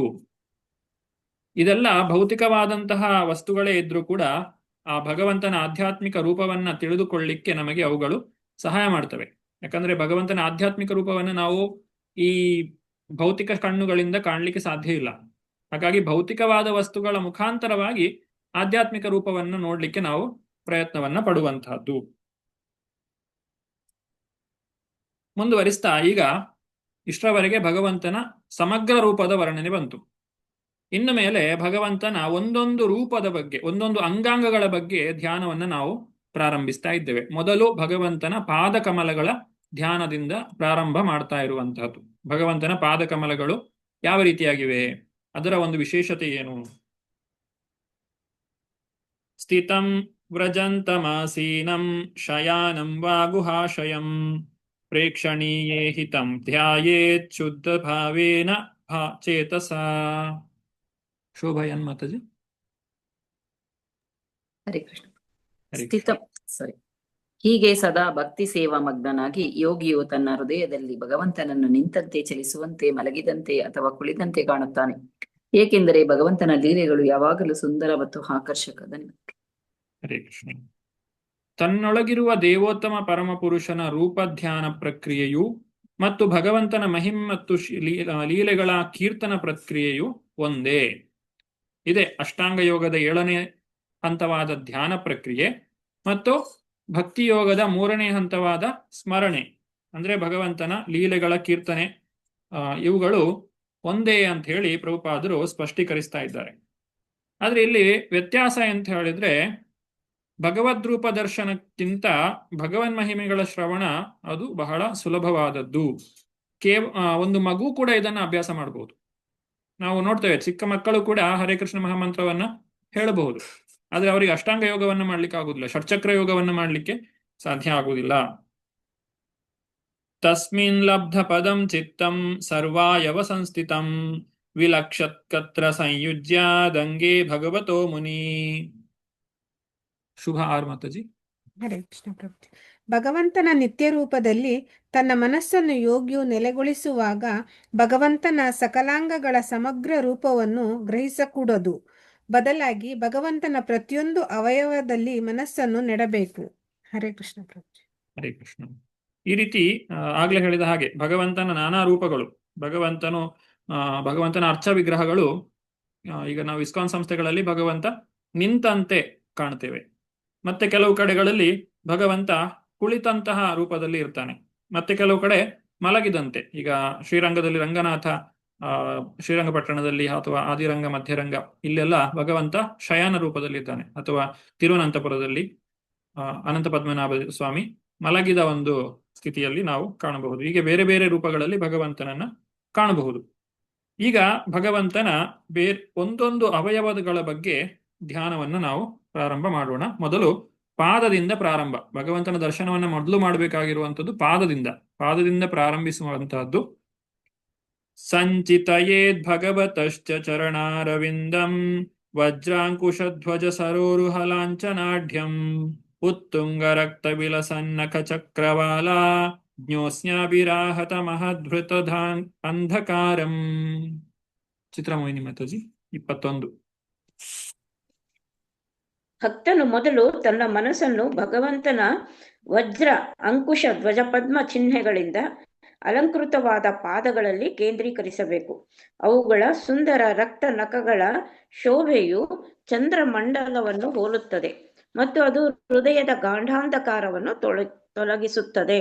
ಹರೇ ಕೃಷ್ಣ ಪ್ರಭುಜಿ. ಹರೇ ಕೃಷ್ಣ. ಯಚ್ಚೌಚ ನಿಸೃತ ಸರಿತ್ಪ್ರದವರೋದರ್ಕೇನ ತೀರ್ಥೇನ ಮೂರ್ಧ್ಯಧಿಕೃತೇನ ಶಿವೋಭೂತ್ ಧ್ಯಾತುರ್ಮನಶ ಶಮಲ ಶೈಲ ಸೃಷ್ಟ ವಜ್ರಂ ಧ್ಯಾಯೇತ್ ಚಿರಂ ಭಗವಶ್ಚರಣಾರವಿಂದಂ. ಶಾಂತರೂಪಿಣಿ ಮಾತಾಜಿ. ಅನುವಾದ. ಭಗವಂತನ ಪಾದಕಮಲಗಳನ್ನು ತೊಳೆದ ನೀರು ಗಂಗಾ ನದಿಗೆ ಮೂಲವಾಗಿದೆ. ಆ ಗಂಗಾ ನದಿಯ ಪವಿತ್ರ ಜಲವನ್ನು ಶಿವನು ತಲೆಯ ಮೇಲೆ ಧರಿಸಿ ಮತ್ತಷ್ಟು ಮಂಗಳಮಯನಾಗಿರುತ್ತಾನೆ. ಧ್ಯಾನ ಮಾಡುವ ಭಕ್ತನ ಮನಸ್ಸಿನಲ್ಲಿ ಸಂಗ್ರಹವಾದ ಪಾಪ ಪರ್ವತವನ್ನು ನುಚ್ಚುನೂರು ಮಾಡಲು ಎಸೆದ ವಜ್ರಾಯುಧದಂತೆ ಭಗವಂತನ ಪಾದಗಳು ಕಾರ್ಯ ಮಾಡುತ್ತವೆ. ಆದ್ದರಿಂದ ವ್ಯಕ್ತಿಯು ಬಹುಕಾಲ ಭಗವಂತನ ಪಾದ ಕಮಲಗಳನ್ನು ಧ್ಯಾನಿಸಬೇಕು. ಹರೇ ಕೃಷ್ಣ. ಹರೇ ಕೃಷ್ಣ. ಭಗವಂತನ ಪಾದದ ಒಂದು ಚಿಹ್ನೆಗಳನ್ನ ಇಲ್ಲಿ ನಾವು ಚಿತ್ರದಲ್ಲಿ ಕಾಣಬಹುದು. ಒಟ್ಟು 11 ಚಿಹ್ನೆಗಳನ್ನ ನಾವಿಲ್ಲಿ 11 ಮತ್ತೆ 8 ಒಟ್ಟು 19 ಚಿಹ್ನೆಗಳನ್ನ ನಾವು ಕಾಣಬಹುದು. ಬಲಗಾಲಿನಲ್ಲಿ 11, ಎಡಗಾಲಿನಲ್ಲಿ 8. ಇವುಗಳ ವಿವರಣೆಯನ್ನ ನಾವು ನೋಡುವುದಾದ್ರೆ, ಮೊದಲನೇದಾಗಿ ಇಲ್ಲಿ ನಾವು ಕಾಣಬಹುದು, ಇದು ಜವೆ ಬೀಜ ಅಂತ ಹೇಳ್ತೇವೆ. ಇದು ಸಮೃದ್ಧಿಯ ಸಂಕೇತ. ಇಲ್ಲಿ ಜೌ ಅಂತ ಬರೆದಿದ್ದಾರೆ. ಒಂದು ಬೀಜದ ಒಂದು ಚಿಹ್ನೆ. ಹಾಗೂ ಭಗವಂತನ ಭಕ್ತಿಯನ್ನ ಯಾರು ಮಾಡ್ತಾರೋ ಅವರ ಜೀವನದಲ್ಲಿ ಸಮೃದ್ಧಿಯು ಉಂಟಾಗ್ತದೆ. ಅದು ಭಗವಂತನ ಈ ಪಾದದ ಚಿಹ್ನೆಯ ಒಂದು ಸಂಕೇತ. ನಂತರ ಇಲ್ಲಿ ನಾವು ಕಾಣಬಹುದು ಸುದರ್ಶನ ಚಕ್ರ. ಈ ಸುದರ್ಶನ ಚಕ್ರ ಎಲ್ಲ ದುಷ್ಟರ ಸಂಹಾರವನ್ನ ಮಾಡ್ತದೆ, ಶಿಷ್ಟರ ರಕ್ಷಣೆಯನ್ನ ಮಾಡ್ತದೆ. ನಮ್ಮೊಳಗಿರುವಂತಹ ಕಾಮಕ್ರೋಧ ಲೋಭ ಮೋಹ ಮದ ಮತ್ಸರ್ಯಾದಿ 6 ಶತ್ರುಗಳನ್ನು ಕೂಡ ಈ ಚಕ್ರವು ನಾಶ ಮಾಡ್ತದೆ. ಇನ್ನು ಇಲ್ಲೊಂದು ಊರ್ಧ್ವ ರೇಖೆ ಇದೆ. ಇದು ಇಲ್ಲಿ ನಾವು ಕಾಣಬಹುದು ಈ ಚಿತ್ರದಲ್ಲಿ. ಈ ಒಂದು ಊರ್ಧ್ವ ರೇಖೆ, ಈ ಊರ್ಧ್ವ ರೇಖೆ ಇದರ ಏನು ಅರ್ಥ ಅಂತ ಹೇಳಿದ್ರೆ, ಭಗವಂತ ಈ ಒಂದು ಊರ್ಧ್ವ ರೇಖೆಯನ್ನ ಯಾರು ಹಿಡಿತಾರೋ ಅಥವಾ ಭಗವಂತನ ಪಾದವನ್ನು ಯಾರು ಹಿಡಿತಾರೋ ಅವರನ್ನ ಭಗವಂತ ಮೇಲಕ್ಕೆ ಎತ್ತುತ್ತಾನೆ. ನಮ್ಮ ಈ ಒಂದು ಪತಿತ ಜೀವನದಿಂದ ಭಗವಂತ ನಮ್ಮನ್ನ ರಕ್ಷಣೆ ಮಾಡ್ತಾನೆ. ಇನ್ನು ನಂತರ ಬರುವಂತದ್ದು ಅಂಬುಜಂ ಅಥವಾ ಕಮಲ. ಇದರ ಒಂದು ಸಂಕೇತ ಏನು ಅಂತ ಹೇಳಿದ್ರೆ, ಈ ಪದ್ಮ, ಈ ಕಮಲ, ಈ ತಾವರೆ, ಇದು ಕೃಷ್ಣ ಪ್ರೇಮವನ್ನು ಸೂಚಿಸ್ತದೆ. ಭಗವಂತನ ಭಕ್ತಿಯನ್ನ ಮಾಡಿದವರಿಗೆ ಕೃಷ್ಣ ಪ್ರೇಮವು ದೊರಕುತ್ತದೆ. ಹಾಗೂ ಆ ರಾಧಾರಾಣಿಯವರ ಅನುಗ್ರಹಕ್ಕೆ ಕೂಡ ನಾವು ಪಾತ್ರರಾಗಲಿಕ್ಕೆ ಸಾಧ್ಯ. ಮತ್ತು ಸಾಮಾನ್ಯವಾಗಿ ದುಂಬಿಗಳು ಪದ್ಮಕ್ಕೆ ಆಕರ್ಷಿತರಾಗ್ತವೆ. ಅದೇ ರೀತಿ ಭಗವಂತನ ಭಕ್ತರು ಭಗವಂತನ ಪಾದ ಕಮಲಗಳಿಗೆ ಆಕರ್ಷಿತರಾಗ್ತಾರೆ. ಆಮೇಲೆ ಇಲ್ಲಿರುವಂಥದ್ದು ಅಂಕುಶ ಯಾಕೆ ಉಪಯೋಗಿಸ್ತಾರೆ? ಆನೆಯನ್ನು ನಿಯಂತ್ರಣ ಮಾಡಲಿಕ್ಕೆ. ಆನೆ ಎಷ್ಟೇ ದೊಡ್ಡದಿದ್ರೂ ಕೂಡ ಇಷ್ಟು ಸಣ್ಣ ಅಂಕುಶ ಅದನ್ನ ನಿಯಂತ್ರಣ ಮಾಡಲಿಕ್ಕೆ ಆಗ್ತದೆ. ಹಾಗೆ ನಮ್ಮ ಮನಸ್ಸು ಕೂಡ ಬಹಳ ದೊಡ್ಡದು, ಅದು ಬಹಳ ಬಲಶಾಲಿ. ಅದನ್ನ ನಿಯಂತ್ರಣ ಮಾಡಬೇಕು ಅಂತ ಹೇಳಿದ್ರೆ ಭಗವಂತನ ಪಾದ ಕಮಲಗಳನ್ನು ನಾವು ಆಶ್ರಯಿಸಬೇಕು. ಇಲ್ಲಿ ಧ್ವಜ ಇದೆ. ಧ್ವಜ ಧ್ವಜ ಅದರ ಏನು ಪ್ರತೀಕ ಅಂತ ಹೇಳಿದ್ರೆ ಅದು ವಿಜಯದ ಪ್ರತೀಕ, ವಿಜಯವನ್ನ ತಂದು ಕೊಡ್ತದೆ. ಆ ಭಗವಂತನ ಭಕ್ತಿಯನ್ನ ಯಾರು ಮಾಡ್ತಾರೋ ಅವರಿಗೆ ಜೀವನದಲ್ಲಿ ವಿಜಯವು ದೊರಕುತ್ತದೆ, ಅವರ ಎಲ್ಲಾ ಭಯಗಳು ಕೂಡ ನಿವಾರಣೆಯಾಗ್ತದೆ. ಆಮೇಲೆ ಬರುವಂಥದ್ದು ಛತ್ರ ಅಂದ್ರೆ ಕೊಡೆ ಯಾಕೆ ಉಪಯೋಗಿಸ್ತೇವೆ? ಮಳೆ ಬಂದಾಗ ಅಥವಾ ಬಿಸಿಲು ಇದ್ದಾಗ ರಕ್ಷಣೆಗೋಸ್ಕರ ಬಳಸ್ತೇವೆ. ಹಾಗೆ ಭಗವಂತನ ಒಂದು ಪಾದಕಮಲದ ಆಶ್ರಯವನ್ನು ಯಾರು ಪಡೆಯುತ್ತಾರೋ ಅವರು ಕಷ್ಟಗಳು ಅನ್ನುವಂತಹ ಮಳೆಯಿಂದ ರಕ್ಷಣೆಯನ್ನ ಪಡೆಯುತ್ತಾರೆ, ದುಃಖದ ಮಳೆಯಿಂದ ಅವರು ರಕ್ಷಣೆಯನ್ನ ಪಡೆಯುತ್ತಾರೆ. ಪವಿ ಅಂತ ಹೇಳಿದ್ರೆ ವಜ್ರಾಯುಧ, ಇಂದ್ರನ ಕೈಯಲ್ಲಿರುವಂತಹ ವಜ್ರಾಯುಧ. ಈ ವಜ್ರಾಯುಧ ಎಷ್ಟೊಂದು ಶಕ್ತಿಶಾಲಿ ಅಂತ ಹೇಳಿದ್ರೆ ದೊಡ್ಡ ದೊಡ್ಡ ಬೆಟ್ಟಗಳನ್ನು ಕೂಡ ಅದು ಪುಡಿ ಮಾಡಿ ಹಾಕ್ತದೆ. ಹಾಗೆ ನಾವು ಮಾಡಿರುವಂತಹ ಪಾಪದ ದೊಡ್ಡ ಬೆಟ್ಟಗಳೇನಿದೆ ಅವುಗಳೆಲ್ಲವನ್ನು ಕೂಡ ನಾಶ ಮಾಡುವಂತಹ ಶಕ್ತಿ ಈ ವಜ್ರಾಯುಧಕ್ಕೆ ಇದೆ. ಹಾಗೆ ವಜ್ರನಾಭ ಅನ್ನುವಂತಹ ಕೃಷ್ಣನ ಮರಿಮಗ ಈ ವೃಂದಾವನದಲ್ಲಿ ಅನೇಕ ಭಗವಂತನ ಧಾಮಗಳನ್ನ ಸ್ಥಾಪನೆ ಮಾಡಿದ್ದಾನೆ. ಅದರ ಸಂಕೇತವಾಗಿಯೂ ನಾವು ಇದನ್ನ ತಿಳಿದುಕೊಳ್ಳಬಹುದು, ವಜ್ರಾಯುಧವನ್ನು. ಇನ್ನು ಇಲ್ಲಿರುವಂತಹ ಸ್ವಸ್ತಿಕ ಮತ್ತೆ ಜಂಬೂ ಹಣ್ಣು ಹಾಗೂ ಈ ಅಷ್ಟಕೋನಗಳು. ಈ ಸ್ವಸ್ತಿಕ ನಮ್ಮ ಜೀವನದಲ್ಲಿ ಭಕ್ತಿಯನ್ನ ಮಾಡಿದ್ರೆ ಎಲ್ಲವೂ ಕೂಡ ಶುಭವಾಗ್ತದೆ ಅನ್ನುವುದನ್ನು ಸೂಚಿಸ್ತದೆ. ಹಾಗೂ ಜಂಬೂ ಹಣ್ಣು ಇದು ಏನನ್ನು ಸೂಚಿಸ್ತದೆ? ನಾವು ಜಂಬೂ ದ್ವೀಪದ ನಿವಾಸಿಗಳಾಗಿದ್ದೇವೆ, ಆ ಭಗವಂತನ ಪಾದಕಮಲಗಳ ಆಶ್ರಯವನ್ನು ನಾವು ಪಡೆಯಬೇಕು. ಹಾಗೂ ಅಷ್ಟಕೋನಗಳು ಜೀವನದಲ್ಲಿ ಬರುವಂತಹ ಅಷ್ಟ ದಿಕ್ಕುಗಳಿಂದ ಬರುವ ಕಷ್ಟಗಳು, ಅವುಗಳೆಲ್ಲವನ್ನು ಕೂಡ ಭಗವಂತ ನಿವಾರಣೆ ಮಾಡ್ತಾನೆ. ಈ ರೀತಿ 11 ಚಿಹ್ನೆಗಳನ್ನ ಇಲ್ಲಿ ನಾವು ಭಗವಂತನ ಪಾದಕಮಲದಲ್ಲಿ ಕಾಣಬಹುದು. ಇನ್ನು ಭಗವಂತನ ಎಡಗಾಲಿನಲ್ಲಿ 8 ಚಿಹ್ನೆಗಳನ್ನು ಕಾಣ್ತೇವೆ. ಮೊದಲನೇದಾಗಿ ಶಂಖದ ಮಹತ್ವ ಏನು? ಶಂಖ ವಿಜಯದ ಪ್ರತೀಕ.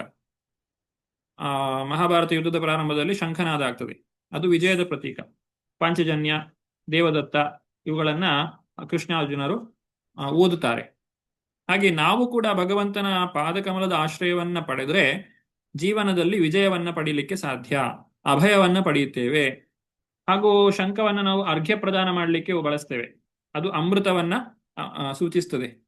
ಆ ಭಗವಂತನ ಭಕ್ತಿಯನ್ನ ಯಾರು ಮಾಡ್ತಾರೋ ಅವರಿಗೆ ಕೃಷ್ಣ ಪ್ರೇಮಾಮೃತ ಅನ್ನುವಂಥದ್ದು ದೊರಕುತ್ತದೆ. ಖಮ್ ಅಂತ ಹೇಳಿದ್ರೆ ಆಕಾಶ ಸರ್ವವ್ಯಾಪಿ. ಹಾಗೆ ಭಗವಂತನು ಕೂಡ ಸರ್ವವ್ಯಾಪಿ, ಭಗವಂತ ಇಲ್ಲದೆ ಇರುವಂತ ಸ್ಥಳವಿಲ್ಲ. ಆದ್ರೂ ಕೂಡ ಅವನು ವಿರಕ್ತನಾಗಿದ್ದಾನೆ, ಭಗವಂತ ತನ್ನ ಧಾಮದಲ್ಲಿ ಇದ್ದಾನೆ ಹಾಗೂ ಎಲ್ಲಾ ಕಡೆ ಸರ್ವವ್ಯಾಪಿಯಾಗಿ ಇದ್ದಾನೆ. ಧನಸ್ಸು ಯಾವುದನ್ನ ಪ್ರತಿನಿಧಿಸ್ತದೆ? ಧನಸ್ಸನ್ನು ನಾವು ಬಾಣವನ್ನ ಬಿಡ್ಲಿಕ್ಕೆ ಬಳಸ್ತೇವೆ. ಆ ಭಕ್ತರಿಗೆ ರಕ್ಷಣೆಯನ್ನ ಕೊಡ್ಲಿಕ್ಕೋಸ್ಕರ ಭಗವಂತ ಸದಾ ಸಿದ್ಧನಾಗಿರ್ತಾನೆ ಅನ್ನೋದನ್ನ ನಾವು ಈಗಾಗಲೇ ಈ ಶ್ಲೋಕದಲ್ಲಿ ಹಿಂದೆ ನಾವು ನೋಡಿದ್ದೇವೆ. ಎಲ್ಲ ಕಷ್ಟಗಳಿಂದಲೂ ಭಗವಂತ ನಮ್ಮನ್ನ ಪಾರು ಮಾಡ್ತಾನೆ.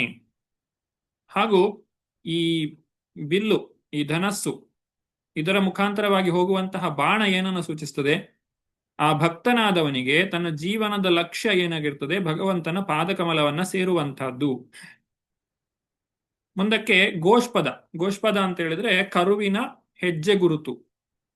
ಈ ಭವಸಾಗರ ಅನ್ನುವಂಥದ್ದು ಬಹಳ ಕಷ್ಟ, ದಾಟ್ಲಿಕ್ಕೆ ಸಾಧ್ಯವಿಲ್ಲದೆ ಇರುವಂತಹ ಈ ಗೋಷ್ಪದ, ಅದನ್ನು ಕೂಡ ನಾವು ಸುಲಭವಾಗಿ ದಾಟ್ಲಿಕ್ಕೆ ಸಾಧ್ಯ ಯಾವಾಗ? ಭಗವಂತನ ಪಾದವನ್ನ ಆಶ್ರಯಿಸಿದ್ರೆ. ಆ ಇಡೀ ಒಂದು ಭವಸಾಗರ ಏನಿದೆ ಅದು ಗೋಷ್ಪದದಷ್ಟು ಸಣ್ಣದಾಗ್ತದೆ. ಒಂದು ಕರುವಿನ ಹೆಜ್ಜೆ ಗುರುತು ಎಷ್ಟು ದೊಡ್ಡದಿರಬಹುದು, ಅದನ್ನು ನಾವು ಸುಲಭವಾಗಿ ದಾಟಿ ಹೋಗ್ಲಿಕ್ಕೆ ಸಾಧ್ಯವಾಗ್ತದೆ. ಆದ್ರಿಂದ ಅದನ್ನ ಗೋಷ್ಪದ ಅಂತ ಹೇಳಿದ್ದಾರೆ. ಹಾಗೂ ಇಲ್ಲಿರುವಂತಹ ಕಳಶಗಳು, ಇದು ಅಮೃತ ಕಳಶ.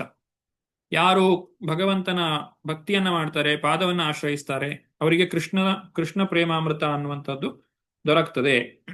ನಂತರ ಇರುವಂತಹ ತ್ರಿಕೋಣ, ಇದು 3 ರೀತಿಯಾದಂತಹ ಕ್ಲೇಶ ಅಥವಾ 3 ಗುಣಗಳನ್ನ ಸೂಚಿಸ್ತದೆ. ಇವುಗಳಿಂದ ಭಕ್ತನನ್ನ ಭಗವಂತ ರಕ್ಷಣೆ ಮಾಡ್ತಾನೆ. ಇನ್ನು ಇಲ್ಲಿರುವಂತಹ ಚಂದ್ರ ಮನಸ್ಸಿನ ಪ್ರತಿನಿಧಿ, ಮನಸ್ಸನ್ನ ನಿಯಂತ್ರಣ ಮಾಡುವಂತಹ ದೇವತೆ. ಭಗವಂತನ ಪಾದಗಳನ್ನು ಆಶ್ರಯಿಸಿದವನ ಮನಸ್ಸನ್ನ ಭಗವಂತನೇ ನಿಯಂತ್ರಣ ಮಾಡ್ತಾನೆ. ಆ ಮನಸ್ಸನ್ನ ತನ್ನ ಹತೋಟಿಗೆ ಭಗವಂತ ತೆಗೆದುಕೊಳ್ಳುತ್ತಾನೆ, ಅಥವಾ ಆ ಮನಸ್ಸು ಭಗವಂತನ ಪಾದಕಮಲಗಳಿಗೆ ಆಕರ್ಷಿತವಾಗ್ತದೆ. ಹಾಗೂ ಇದೊಂದು ಅರ್ಧ ಚಂದ್ರ. ಇದು ಇನ್ನು ಸ್ವಲ್ಪ ಸಮಯದ ನಂತರ ಪೂರ್ಣ ಚಂದ್ರವಾಗ್ತದೆ. ಅಂದ್ರೆ ನಾವು ಭಕ್ತಿಯಲ್ಲಿ ಪ್ರಾರಂಭದಲ್ಲಿ ನಮ್ಮಲ್ಲಿ ಬಹಳಷ್ಟು ಸಮಸ್ಯೆಗಳು ಇದ್ರೂ ಕೂಡ ಭಗವಂತನ ಭಕ್ತಿಯನ್ನ ಮಾಡುವುದರಿಂದ ಆ ಒಂದು ಎಲ್ಲವೂ ಕೂಡ ಸರಿ ಹೋಗ್ತದೆ. ನಮ್ಮಲ್ಲಿರುವಂತಹ ಎಲ್ಲ ನ್ಯೂನ್ಯತೆಗಳನ್ನು ಭಗವಂತ ಸರಿ ಮಾಡಿ ತುಂಬಿಸಿಕೊಡ್ತಾನೆ. ಹಾಗೂ ಕೊನೆಯದಾಗಿ ಮೀನು, ಮತ್ಸ್ಯ. ಈ ಮತ್ಸ್ಯ ಏನನ್ನ ಸೂಚಿಸ್ತದೆ? ಮತ್ಸ್ಯ ಯಾವತ್ತು ನೀರನ್ನು ಬಿಟ್ಟಿರ್ಲಿಕ್ಕೆ ಸಾಧ್ಯ ಇಲ್ಲ. ಹಾಗೆ ಭಗವಂತನ ಭಕ್ತರು ಭಗವಂತನನ್ನು ಬಿಟ್ಟಿರ್ಲಿಕ್ಕೆ ಸಾಧ್ಯ ಇಲ್ಲ. ಹಾಗೂ ಈ ಮಕರ ಧ್ವಜ ಅಂತ ಹೇಳ್ತಾರೆ, ಇದು ಕಾಮದೇವನ ಧ್ವಜದಲ್ಲಿ ಇರ್ತದೆ. ಆ ಕಾಮದೇವನು ಭಗವಂತನ ಪಾದಕಮಲದಲ್ಲಿ ಆಶ್ರಯವನ್ನ ಪಡೆದಿದ್ದಾನೆ. ಹಾಗಾಗಿ ಭಗವಂತನನ್ನ ಮದನ ಮೋಹನ ಅಂತ ಹೇಳಿ ಕರೆದಿದ್ದಾರೆ.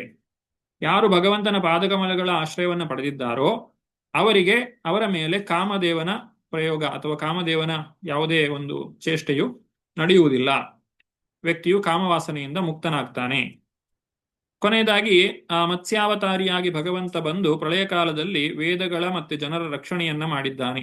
ಹಾಗೆ ಭಗವಂತನ ಪಾದಕಮಲದ ಆಶ್ರಯವನ್ನು ಯಾರು ಪಡೆಯುತ್ತಾರೋ ಅವರು ಕೂಡ ತಮ್ಮ ಜೀವನದ ಪ್ರಳಯ ಕಾಲ ಅಂದ್ರೆ ಮರಣ ಕಾಲದಲ್ಲಿ ಆ ಭಗವಂತನೇ ಬಂದು ಅವರನ್ನ ರಕ್ಷಣೆ ಮಾಡ್ತಾನೆ ಅನ್ನುವಂಥದ್ದು ಆ ಭಗವಂತನ ಪಾದಕಮಲದಲ್ಲಿ ಇರುವಂತಹ ಈ 19 ಚಿಹ್ನೆಗಳಿಂದ ನಾವು ಅರ್ಥ ಮಾಡಿಕೊಳ್ಳಬಹುದು.